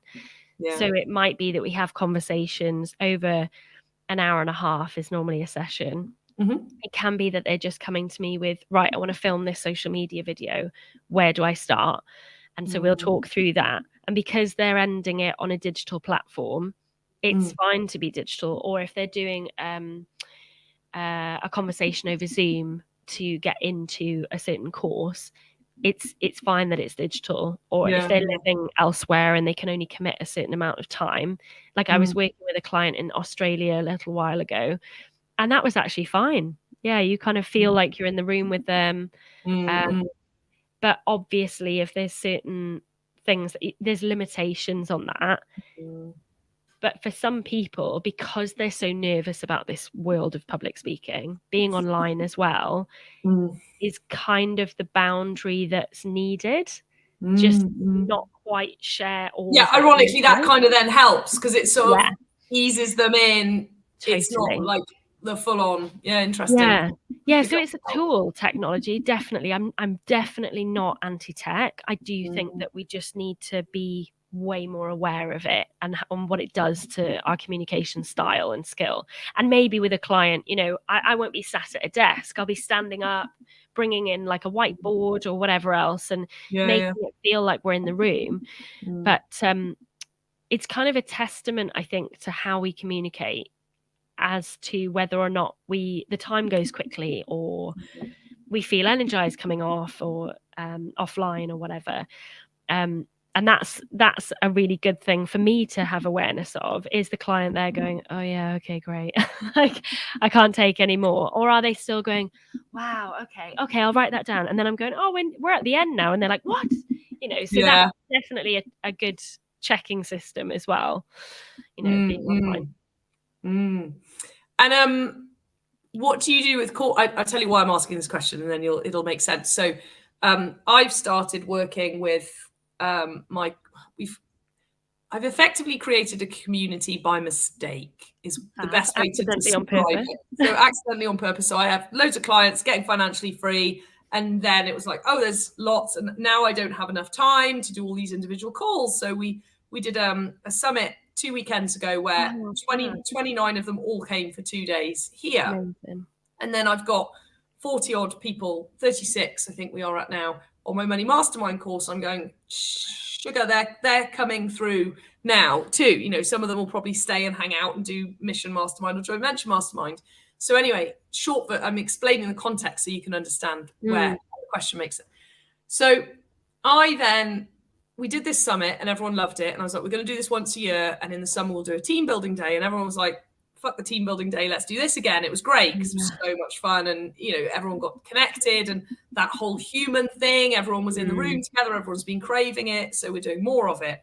And I also do 2 workshops a month here as well with those clients, but they're split into slightly different groups because there are people that are further along the journeys who they're already, you know, they've got good, decent sized portfolios. They know what they're doing. They know what they're building. So they're a bit further ahead than people who are just starting out. And so I do a workshop with each of those groups once a month as well. And what we're looking at as a community is, what other cool people can we bring in to do cool stuff with us? And, you know, all of that world. So the reason I'm asking about what do you do with corporates and teams and stuff is in that context, not just, it's not a fabricated question. I'm like, oh, tell me more about corporates. I'm like, cool, could Charlotte come and play with us? Yeah. So what do you do? Yeah, go on. So to be clear, do you have, that's in person that you all get together? Yeah. Oh, that's fab. That's great to have. And because of COVID, because I was like, so I originally had 3 groups that met for a workshop a month. And then everyone else, I started moving it online because I was like, I can't sustain this because doing 3 workshops a month plus then check-ins outside of that, I was like, I don't want to do more workshops because then they become tedious and monotonous, and it's like, oh God, it's a lot of work to do in-person stuff versus online, all of that. So I was like, 3 is enough. I don't want to do more than that. Yeah. And then I added on all the online stuff, and then I was like, oh my God, now I just have zero time outside of that. Plus, in the middle of all of building that, I've got 2 children. So there's school holidays and wanting to be a mum. I have a property portfolio as well that I manage over there. So it was all too much. So anyway, and with COVID and everything going online, I was like, this is shit. I need people, like everyone in person. And my newest online groups, they just weren't thriving in the same way that the others were. It wasn't because we'd gone too far to the extreme. So it used to be a day a month in person plus 3 1-hour calls. And it had gone to the extreme of 4 1-hour calls online a month for a group. So it was like the polar opposite of no in-person contact and a lot less time, 4 hours instead of 10. Yeah. And it's got, it's like finding the edges, isn't it? Going, oh, hang on, that's not enough. That's not enough time. And it's also not enough actual connection with humans. So I changed it mainly because I had to. So I work harder and harder and harder and burn out was my old pattern. And I was like, if I carry on doing this, I'm going to burn out and I'm going to be no good to anyone. So I've got to change what I'm doing. So I basically went back to everyone. So I had 6 property groups and then Mission Mastermind, which is a business, people who are doing their own missions, but they're not in property. And then I have my Money Mastermind course, which is annual, which is a 4-month program. And I'm just going, I can't do this. I can't sustain having more and more clients without anyone leaving. It doesn't work. So anyway, we had the summit to get the 29 people that are in the 7 different groups to be together, because although some of them know each other, they don't really know each other. So we did that, and now they're going to meet regularly together. And basically there are people who are starting out either in property and or on their mission, like what do they want to do on the planet, what's their thing, why are they here outside of a day job that they maybe don't like, and the other guys, they're probably nearly financially free within the next year. They're building that. So Grant from the Dawn Stalkers is a very good example, done so much with Dawn Stalkers, basically nearly financially free. And now it's like, we've called it Leadership Mastermind, because it's like, how the fuck do we keep growing? Like, how do you keep growing? How do you keep it sustainable? How do you keep connections? I have a lot of what I would call reluctant leaders. I put myself right. So we're dealing with, and it was interesting when you said before about CEOs and people who wouldn't normally be at the forefront now actually going, I have to do this. People want me. So there's a fair bit of that, I'd say, in my community, because I don't know how you find it, but I think coaches attract people similar to themselves, probably on a different part of the journey. So they kind of want it, but they kind of don't. They've definitely got a clan of reluctant leaders to a certain extent, of like not wanting the limelight and getting that it's important. And also getting it. People are like, but we want you to do the speech. And they're like, okay. Basically. Keep being asked. Exactly. The door is someone keeps knocking. So I think I've actually been really toiling with this recently, because I've noticed there's a lot of leadership programs out there, public speaking programs, trainings, things like that. And I was always really interested that a lot of people would give them in a day. And I get that in the corporate world, you kind of go, oh, let's do an away day. Then it's all kind of wrapped up, it's taken care of, and we can tick that off our list. But I don't understand how that equates to genuine, long-lasting behavioral change. Because if I said to an actor, if I said to an actor, right, we're going to workshop for a day, and then off you go, and then you'll do the play, that feels wild. That's a scratch night. So basically what you do in a scratch night is kind of bring a new piece of writing and have a little go at it, and then you put it out there. But for a lot of people in corporate, they kind of see this this world of public speaking as something that you do a little bit and then you've done it, you've changed it. But actually, if you want to become a good speaker, like not necessarily like if you want to do a TED talk or if you want to like absolutely smash it at the wedding, you know, in that speech, it's much more about like if you want to know how to get someone's attention, if there's people around you who are looking at their phone and they're not listening to you, that is like the base level of like that should not be happening, point blank. So what are the things that are in your control to change that? And then obviously there's other stuff, societal, whatever, that we should be working on. So I think the way that I prefer to do things like away days or corporate or whatever else workshops is to integrate a diagnostic so that you can see what are you doing, build awareness with what's going on, have a little bit of reflection, learn how to give feedback potentially as well, like, oh, you should just slow down. That doesn't mean anything. Like if you slowed, if I said that to a runner, they would just be like okay, like kind of backtracking, and it would make them feel awkward rather than running at their speed. You know, you've got to give them something else to do.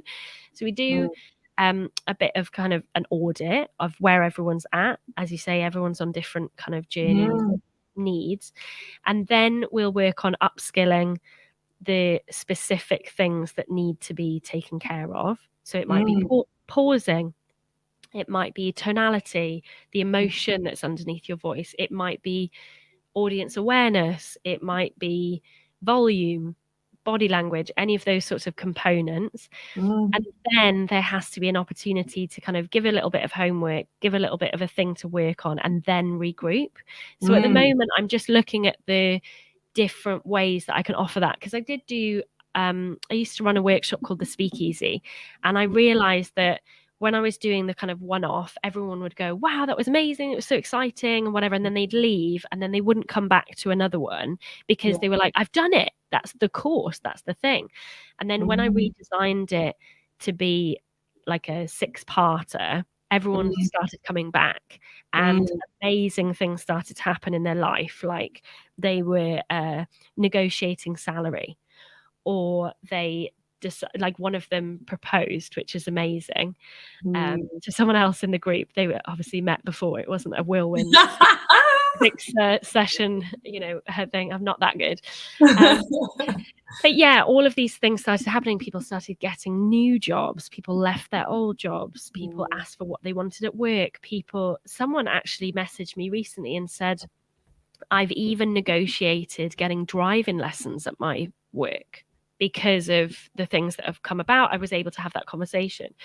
And so I think those are the 3 key steps, is to have that audit, to have that reflection, and to know how to do that, to then work on specific areas of development, and then to regroup, come back and see actually how ready that person is to up level their speaking ability. Everyone can mask and kind of G themselves up in that environment, but actually, are you going to go away and do the work that's going to see you get results forever?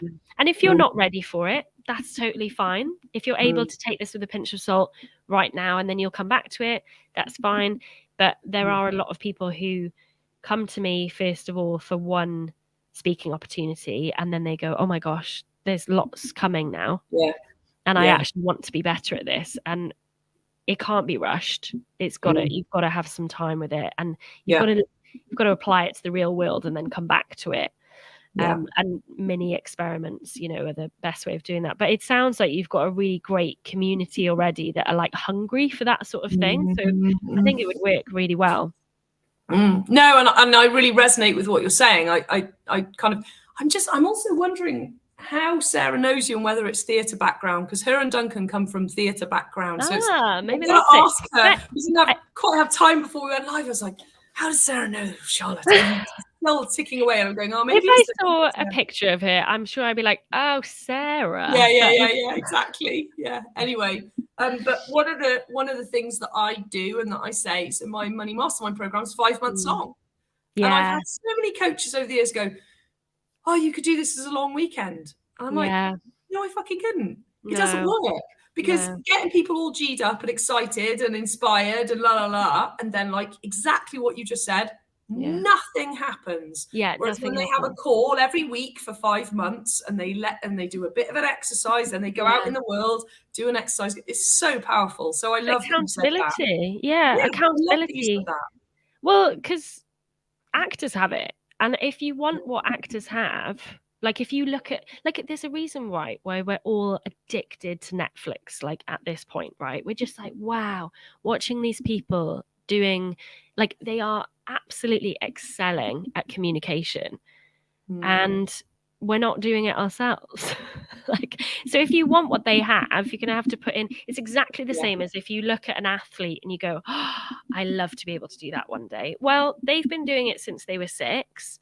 So every day. where, like, yeah, and like you can start now 100%, and it might not even take that long, but I do think that those check-in points of like coming back once a month, you know, for 5 months, as you say, that's a brilliant length of time, because then you'll actually start to see the change from start to finish of who you are, and be able to go, oh, that was worth it, and stuff is the needle's moved, you know. Really important. I will ponder more on it, and we've got our first workshop on Friday, so it's literally brand new. So like January we did the 2-day summit, and now it's all like everything's just completely new, so we're finding our way, should I say. But I definitely want to look at like, oh, how can we do so either whether it is at a summit or a workshop, or you know, doing some online content calls, because there's a whole world in property where people wouldn't connect it with public speaking, but it's negotiation, right? Totally. So it's like negotiating, listening, speaking when it's right to speak, all of that world, and not in a manipulative way, but just like people having the confidence to just ask. I think that's the other thing, and it's probably not just, you know, in my community, but just I'm like, just ask. And to me, that's, I've spent my life moving around, so walking up to a stranger and being genuinely curious and interested, I just do it. It's who I am. It's not something I've had to learn. So it's interesting when people aren't, I'm like, aren't you interested? Don't you want to know what the situation is? Because once you know what, and again, I'm a deal maker, right? So I want to know what's everyone's situation. So that I can, you know, drawing the dots, have everyone win. So it's an interesting one when you've been speaking about all of that world, about negotiating, you know, when you were saying then about people asking for a pay rise, or, you know, asking someone to marry them, or asking for a different job, or going to a job interview. It's like those skills within property and deal making, I think there's a world opening up for me around, it's not about the strategy of it, it's about what you're talking about doing. You know? It's like giving anyone a script, but if it's like you could give anyone a script acting, right? They're not going to necessarily be able to play the part. So totally. I think what's interesting there is that you've seen it as like a wow, this is just part of who I am because of your experiences. And very similarly, I had to relearn that skill. I was a really, really chatty little girl, and like confident, like to an extent as a teenager. And then life just happens to you, right? And you just start to think and doubt, and oh God, am I supposed to be here? Whatever. And when I was on my directing course, it was me and 7 men. That was our cohort. And I very quickly was like, oh gosh, I'm a little bit out of my depth, because people have been to Warwick, Bristol, Cambridge, like Eton, like they're super, super intelligent guys. I'm no longer the brightest person in the room on this stuff. And that was really challenging, because I was like, oh my God, I've just been winging it this whole time. And when we had to do presentations and things, I absolutely flopped. Like for years, I felt like, wow, I really struggle. And working as an assistant director, you have to be the voice of the director. Like what they say goes. You can't rock the boat. You have to be a help. It's kind of speak in lots of cases. It can be speak when you're spoken to. And kind of generally you're just trying to help everything that the ship smoothly sail, right? Like a kitchen probably as well. It's hierarchical. And it's the only way it works. Like you can't have everyone has to do what they need to do, otherwise the whole thing falls apart, right? And there's a lot Exactly. of industries where they go, oh, that's oppression and it's la la. Yeah. It's like, no, it just works. Like if you want good stuff to happen, you have to have a level to which, there's and of course there's times when it's abused and times when it doesn't work. But Yeah, in for vain, sure. it's not a bad thing. No, and in that environment, I think it can work really, really well. But where there's a little bit of danger is when you take that into your world and who you are, and you start to think, I'm second in command. And I started to notice that was happening in like friendships and in, as I say, with landlords and all of that sort of stuff. And so I definitely absorbed that dynamic and took it past, my job. And so with all the things that I teach clients, I am the recipient of it. Like I started to think, how on earth am I going to get my confidence back? How am I going to feel more excited rather than terrified to speak up in this room? And, I worked on an amazing show when I came back to Wales called City of the Unexpected. And we had audiences of like 200,000 people. Like it was a lot of people, and there was 5,000 people involved in it. So at times I'm up on a ladder with a megaphone directing 400 people, and I was absolutely terrified to do that. And I thought, this can't be my life. I can't keep being so afraid to do this. Something's got to change. And actually, a lot of there's a lot of rhetoric around the fake it till you make it. And for some people that really works, like just giving it a go and like, okay, great. But for some people, we need to know there's the kind of smaller incremental goals that are going to nourish those muscles, really going to give that long lasting change. So everything that I use with clients is stuff that I've thought about and used myself and borrowed from actors and gone, oh, this actually really works. I feel genuinely more confident or comfortable or excited to speak, rather than being like, oh my God, I've got to just fake this bravado. Yeah, there's something for me about that. I was having a conversation with a client the other day, and she'd been working with someone who was in that route. And again, nothing wrong. It works for some people. Yeah. And people are attracted to me. Generally, it doesn't work for them. And it doesn't work for me because it's like, it would be like, you couldn't fake it till you make it being a weightlifter. You couldn't go up to a bar with 100K on it and just fake it. It's like, you ain't picking that up. Like I didn't used to be able to pick up a 20K Olympic bar, never mind with any weights on, and now I can do 45 kilos. Amazing. But I started with like a little weight. And there's something for me about that. I think we do people a disservice as a society where we go, just charge that anyway. Just charge $2,000 for that program, even though you've never sold a program ever. I'm like, why don't you try charging, 15 quid an hour to start, and that'll be twice as much as you were getting paid in your day job. So exactly, you've just doubled your salary. And it's it's interesting that I think, like you say, it works for a certain amount. It's a bit like some of the stuff that Tony Robbins does, work 16 hours a day and get up at 4 a.m. and rah, rah, rah. I'm like, that works for some people, but it doesn't work for me. It doesn't work for a lot of people. So it's that giving people permission to like incrementally grow. And, it's like what I do now, having a summit with 29 clients for 2 days where I ended up being basically the sole facilitator, co-coached with a guy from Amsterdam who was meant to be coming, who then couldn't come for health reasons. So I couldn't have done that like 5-6 years ago when my first group was 5 people, and I was absolutely hitting myself going, oh my God, they're all going to be 5 people are going to be looking at me for 4 hours. Absolutely. And now it's like, okay, 29 people, no problem, facilitate. But it took years, right? But it takes the practice. It takes definitely. And building that resilience, building that genuine resilience. There's a reason why you have that fight or flight reaction, is because it's so new and you've never done anything like it before. Like I always draw the comparison to yoga. Yoga is not about doing the moves and getting more comfortable doing the moves. It's a metaphor for life. Like you are putting yourself in a foreign, strange position, which is going to elicit a stress response, which you are going to have to learn how to deal with. And on the mat, everyone else is with you, like maybe in a group class or whatever, and traditionally it would just be you and your yogi, your teacher, your guru. But that's about how you then handle other stuff that are stressful in the world.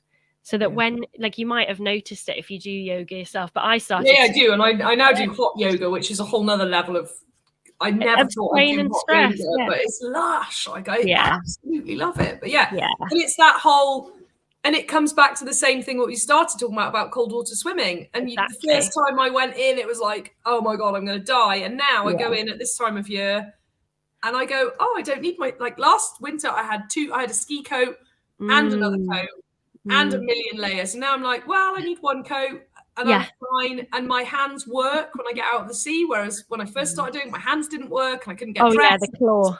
Like, we called it Lego hands. Like, you just like, basically Lego hands and you can't do anything. It's like, that resilience. You can't fake that either. Like, you've got to keep going in the sea. Yeah. In all weathers and all the rest of it. And to do that at your own pace, that's the nicest thing about that group, is that if you went in and you spent 5 seconds in, no one's going to be like, oh, I think you're fine, you need to spend at least like, nobody cares. It doesn't matter. But the other thing that I was going to say is, I mentioned this on another podcast recently. I was listening to Jay Shetty, who's an incredible speaker, right? Amazing speaker, like gets paid a lot to do it now. But I was listening to him on a podcast, and he said that when he was younger, he was actually quite nervous of public speaking. I think it was about connecting with friends he found quite difficult and things like that, and speaking up in class. And so his parents took him to LAMDA, which is a drama school in London. And he went, I think it was 3 times a week for an hour a time for 7 years. Wow. Like, if you're looking at people like Jay Shetty and you're like, wow, what an amazing speaker, I wish I could be like that. There might be some process. This is how. Like, and for you, as you say, it might be quicker. It might be that, like, this is the instrument you were always meant to play and you just get it. And there's something that someone gives you and you run with it and you go, Shah, I am unlocked. I get it now. And that's happened for some clients. Equally, for some clients, they've come into the initial sessions and gone, yeah, that's useful. We've had a play around with it. Yeah, that's useful. And then it's something like the 6th session where they go, I've said something, and they've gone, oh, that's my thing. And so then all the other things drop into place because they're excited about that one thing, like the shape of a story or whatever. Now, suddenly all of the things like tonality, pause, volume, whatever else becomes exciting. Yeah. And then they go, oh, I know how to apply it now to me because I'm excited by that element. For some people, it'll be volume or tonality, like the emotion in your voice. For some people, being woken up to that is huge. And they watch a video back of themselves and they'll go, oh, that's me. I did that. And that's, it's super cool. Do you find that people don't like the sound of their own voice and don't like seeing themselves on video? Yeah. So there's 2 different things there. There's the psychology of seeing yourself is we are completely primed to judge, not only from our experiences in puberty, where that becomes a real kind of issue, like, okay, who am I? I'm in a different body, I'm foreign, stuff's happening to me. We kind of carry that along the way and cement that kind of autopilot judgment. There's also a huge weight on men and women, actually, to look a certain way, to be a certain way, and we just emulating what we're seeing on social media, things like Heat magazine, all of those kind of horrible magazines. We're kind of taking them in and going, I need to be liked, so I need to be thin, or I need to be muscular, or I need to be this, whatever. So we're programmed for that, and for judgment, because it essentially keeps us the safest, the quickest. And then in terms of our voice, really, really simply, this blows a lot of people's minds, but you're hearing it differently to how you normally hear it. Yeah. So when I listen back to this podcast, I'll be hearing it just through my ears, simply. When I'm speaking it, I'm hearing through bone conducted hearing as well, through the vocal region. So I'm hearing it inside myself and outside. So that affects things like pitch. So when you're listening back to yourself, you might hear yourself as like Mickey Mouse, or, you know, think, why am I so high and squeaky? Or why am I, whoa, I'm really low, or whatever. So it's also that, as well as hearing yourself through two different ways, you're hearing yourself in a literal new way. Because how often do we listen to ourselves back? Unless you're doing something like this and you're listening constantly, like, oh, how was that question? I'll do a little bit of reflection, and like I'll listen to my own podcast. How did I sound there? Whatever. Generally, nobody listens back to themselves. So when they sent a voice note and they accidentally click their own, they're like, this is horrible. Oh my God. So that's where the cringe comes from. The feeling that it's alien, and the feeling that it's new and different to how we hear ourselves. And also, voice is so wrapped up with identity and who we are. And if we feel like that is being compromised in any way, i.e. hearing it a different way, then we're really kind of outraged. That's not how I sound, because your belief system's being challenged, and your idea of who you are, your identity, is being challenged. So it's all of those things at once. Really, really normal physiological, psychological reaction, but we use it to kind of just beat ourselves up with, like, oh, I sound crap, or whatever. That's also what the babbles are for, is to drill into people listening to yourself. Like, my partner's a presenter, so he's done a lot of TV presenting and radio and things like that. He absolutely loves the sound of his own voice, because it's familiar. It's where he lights up, and he associates it with being on TV and really loving that. Now, if there's old tapes, he might feel differently, because at that time that felt exposing and weird and whatever. But now it feels totally normal. So he loves it. He's like, oh, give me more. I love the sound of my own voice. Brilliant. Yeah, it's interesting, isn't it? That whole world. And I really like that. The doing the babbling. As you've been talking, I'm kind of trying to think, when did it did it happen for you? Yeah, when did it kind of not, because it's not a problem anymore. Like, I'm not, you know, and I can pretty much show up on video, not worrying about how I look. I might go, you know, when you're videoing like to a phone, I might go, fucking hell, you look tired today. Yeah. Anyway, you know, it doesn't get me like it would have used to. And I remember when I was in my garden flat, so it must have been like 6 or 7 years ago, and it must have been when I just started doing, so I'd been speaking live. Very different though. That's what's interesting. Speaking live, you don't see it back, whereas on social media, it's there and it's recorded, right? And obviously, unless the live speaking is recorded and I watch it back, but it wasn't at the time. And I remember doing my first Facebook video, and it was so weird, because I was like, I do this in public. This is not the shit. Yeah. And I had I love Brené Brown's TED Talks, and she was talking about a vulnerability hangover. And I literally had the biggest, I felt sick. I was just totally free. After I did it, and it took me weeks, if not months, to, you know, kind of like galvanize myself to do it. Totally. And I did it, and I remember feeling terrible, just like, oh my God, what have I done? Why have I put myself out there? All of that world. But I guess it's sort of happened over time for me, rather than, because even when I was cooking, I messed around on YouTube, and there's still really ancient videos on YouTube where I was dicking around with my she's sister-in-law. My brother had died, so we ended up living together, and we messed around on YouTube doing videos and stuff, doing cookery videos. And so I don't know, it's an interesting one, because I haven't gone out to do it. Again, going back to the whole deal maker thing. So it's like, done it in order to get to the next thing. I haven't thought about it that much, but actually with you speaking, it's making me really present to what people deal with. And I kind of got around dealing with it, because it's happened over a long time, like 10, 15 years. Yes. Yeah. And incrementally, like little by little by little. But if I was going, how do I, you know, condense that and speed that up, it's a shitload to deal with. That's a lot, isn't it? Yeah, exactly. Because you think about your personal development over that time, it's huge. And also different things taking you away from that feeling of like, this is awful. Like motherhood does that for a lot of women, you know, that you suddenly go, do you know what? I'm not going to waste my time worrying about that stuff because there's a bigger there's like, I've got to look after a human. That's huge. I noticed that a lot with a couple of friends and family who've been pregnant, that their voices really change.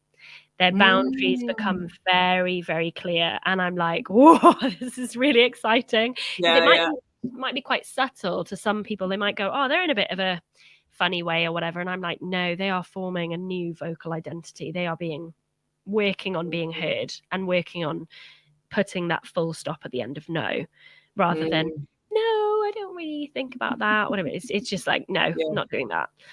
Which is really exciting. So things can happen in life as well that can completely contribute to that. But yeah, you're right. Accelerating that process is, I think, why you'd need a coach to be like, to reflect back to you and go, this is okay that you're feeling like this. You're trying to change behavior that you have had for 20, 30, 40 years.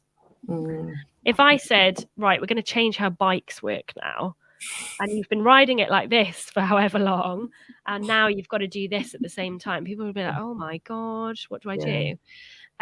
So it is all of that, really. It's a bit of a roller coaster for lots of people. It is, and again, it speaks, when you speak about it in terms of like some friends that you've had that have got pregnant and then they're like, no, and it's a definite no. It's not about the saying no and teaching people to say the no. It's about what's underlying, isn't it? About like, it's just not like whatever it is they're saying no to, it's just not important anymore, because having a kid and it's done that for me has put a lot of life into perspective about shit I used to worry about. I'm now like, fucking, it doesn't really matter. Exactly. Really doesn't matter, you know. So yeah, it's interesting in that people who aren't speaking loud enough, like what's underlying that, and bring it, and you know what you're saying about dealing with that rather than and that might be, there are so many different factors to that might be a mindset issue or a challenge, that might be a belief that they've held for a long period of time, that might be a dynamic that they had in the family, that might be like, who's on the stage with you, if you like who else is in the cast, who, it might be for some people who has received that in a negative way before. So we're thinking about audience. It might be as simple as they don't know their instrument. They don't know how to up their volume. And so it feels like they're pushing. And that's just because they don't know how to use it. How, like, again, as you say about weightlifting, there are loads of different components. It's not just your hands that are responsible. It's your feet, your legs, your gut, your glutes, maybe, you know, your shoulders, your scapula, the attitude that you have, the feeling that I can do this. That's why so often I do think that the role of a personal trainer is so effective. Coaching again, I don't work without a personal trainer, because I just don't work. I don't do anything without a PT. It's mad, isn't it? Because they tell you all of the things. This is how you're going to make your life easier. But also they're the person that can see your potential, and they'll go, you can do this, mind. And actually their voice, like I talk a lot about the inner critic and the compassionate voice, because I think working on just shutting up the inner critic doesn't work. You kind of have to put someone else in the ring with them that's compassionate, and compassionate, I say this so much, compassionate doesn't mean soppy or weak or, you know, anything that will make you think cringe, that's like too kind, or toxic positivity. It doesn't mean any of those things. It means who's the voice, what's the voice sound like, that you can trust, that you value their opinion. And sometimes we do need a coach to sort of speak all of that stuff to us, to sort of compete with all of the old stuff that's like the teachers who didn't believe that we could do it, the parents, whatever voice we internalize, we kind of can internalize a new one, which is the coach, right? Who's like, oh, give it a go. Let's see what happens. Yeah, you can. Don't worry about it. You know, whatever phrase works, really. So I think they're super important. I think it's like some quick tips about how to make it easier. Yeah, amazing. But actually that voice is worth its weight in gold from a trainer or a coach.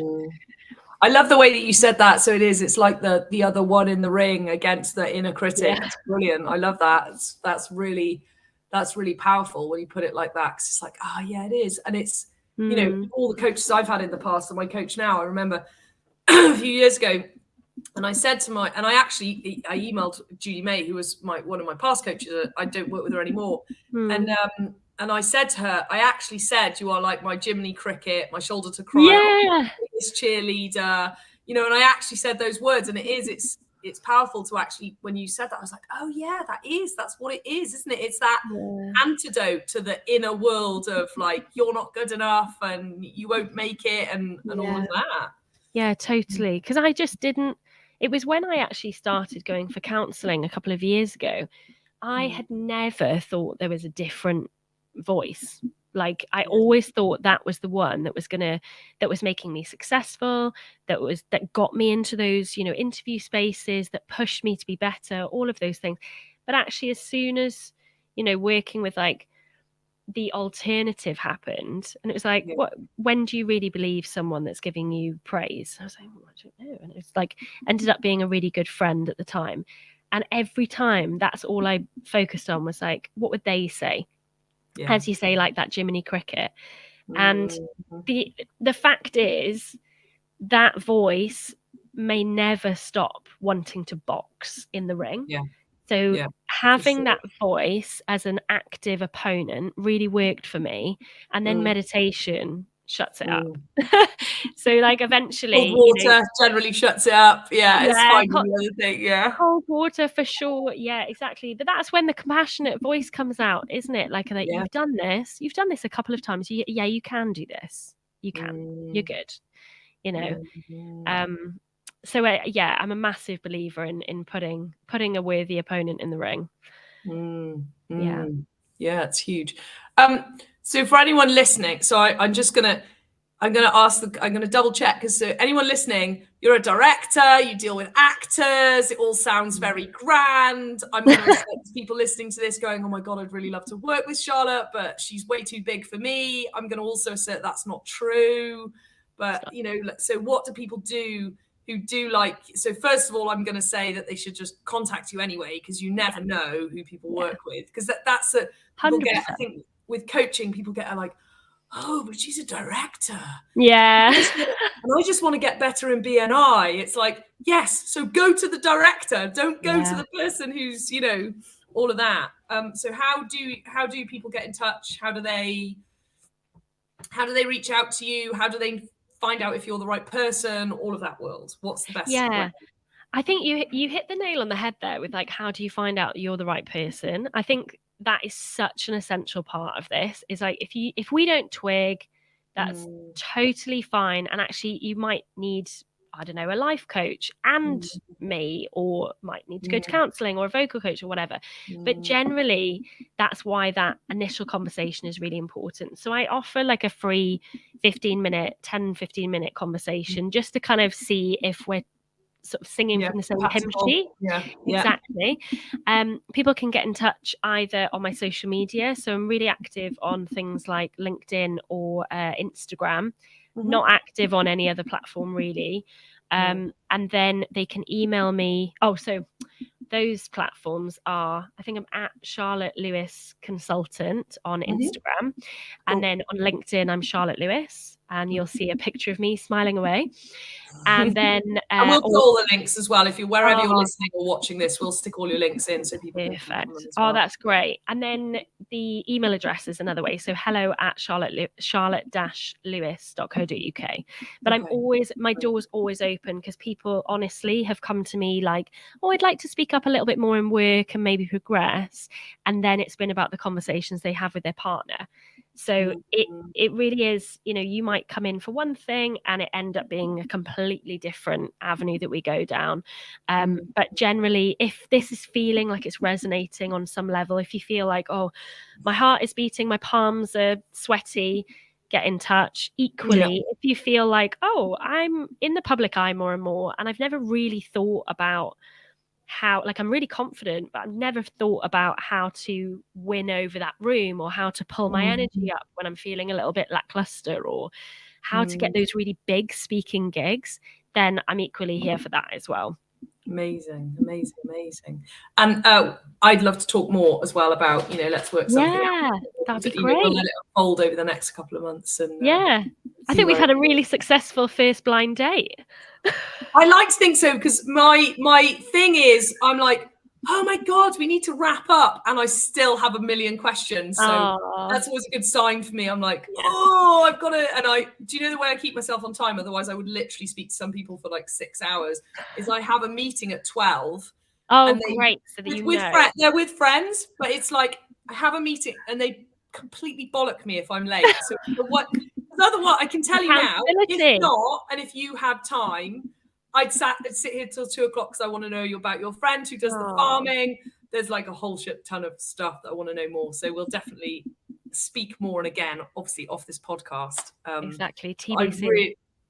Totally. And I really thank you for your time and your sharing, and just so people can kind of go, what my intention is, that people listen to this and go, like public speaking isn't just, but it's like, maybe I can do it for all of these different things, that upskilling. Yeah, and not just in like a suit of like, here's how to win those clients. Like I'm not that person. We're not going to be like that. So if you're looking for someone who like won't make you feel, oh God, I've got to be perfect. Like I'm more real. Like I hope.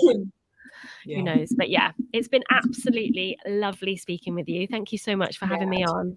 It's an absolute pleasure, and to be continued, everyone. We'll let everyone know how the blind date carries on. Thank you so much for your time, Charlotte. Thank you, everybody. Bye.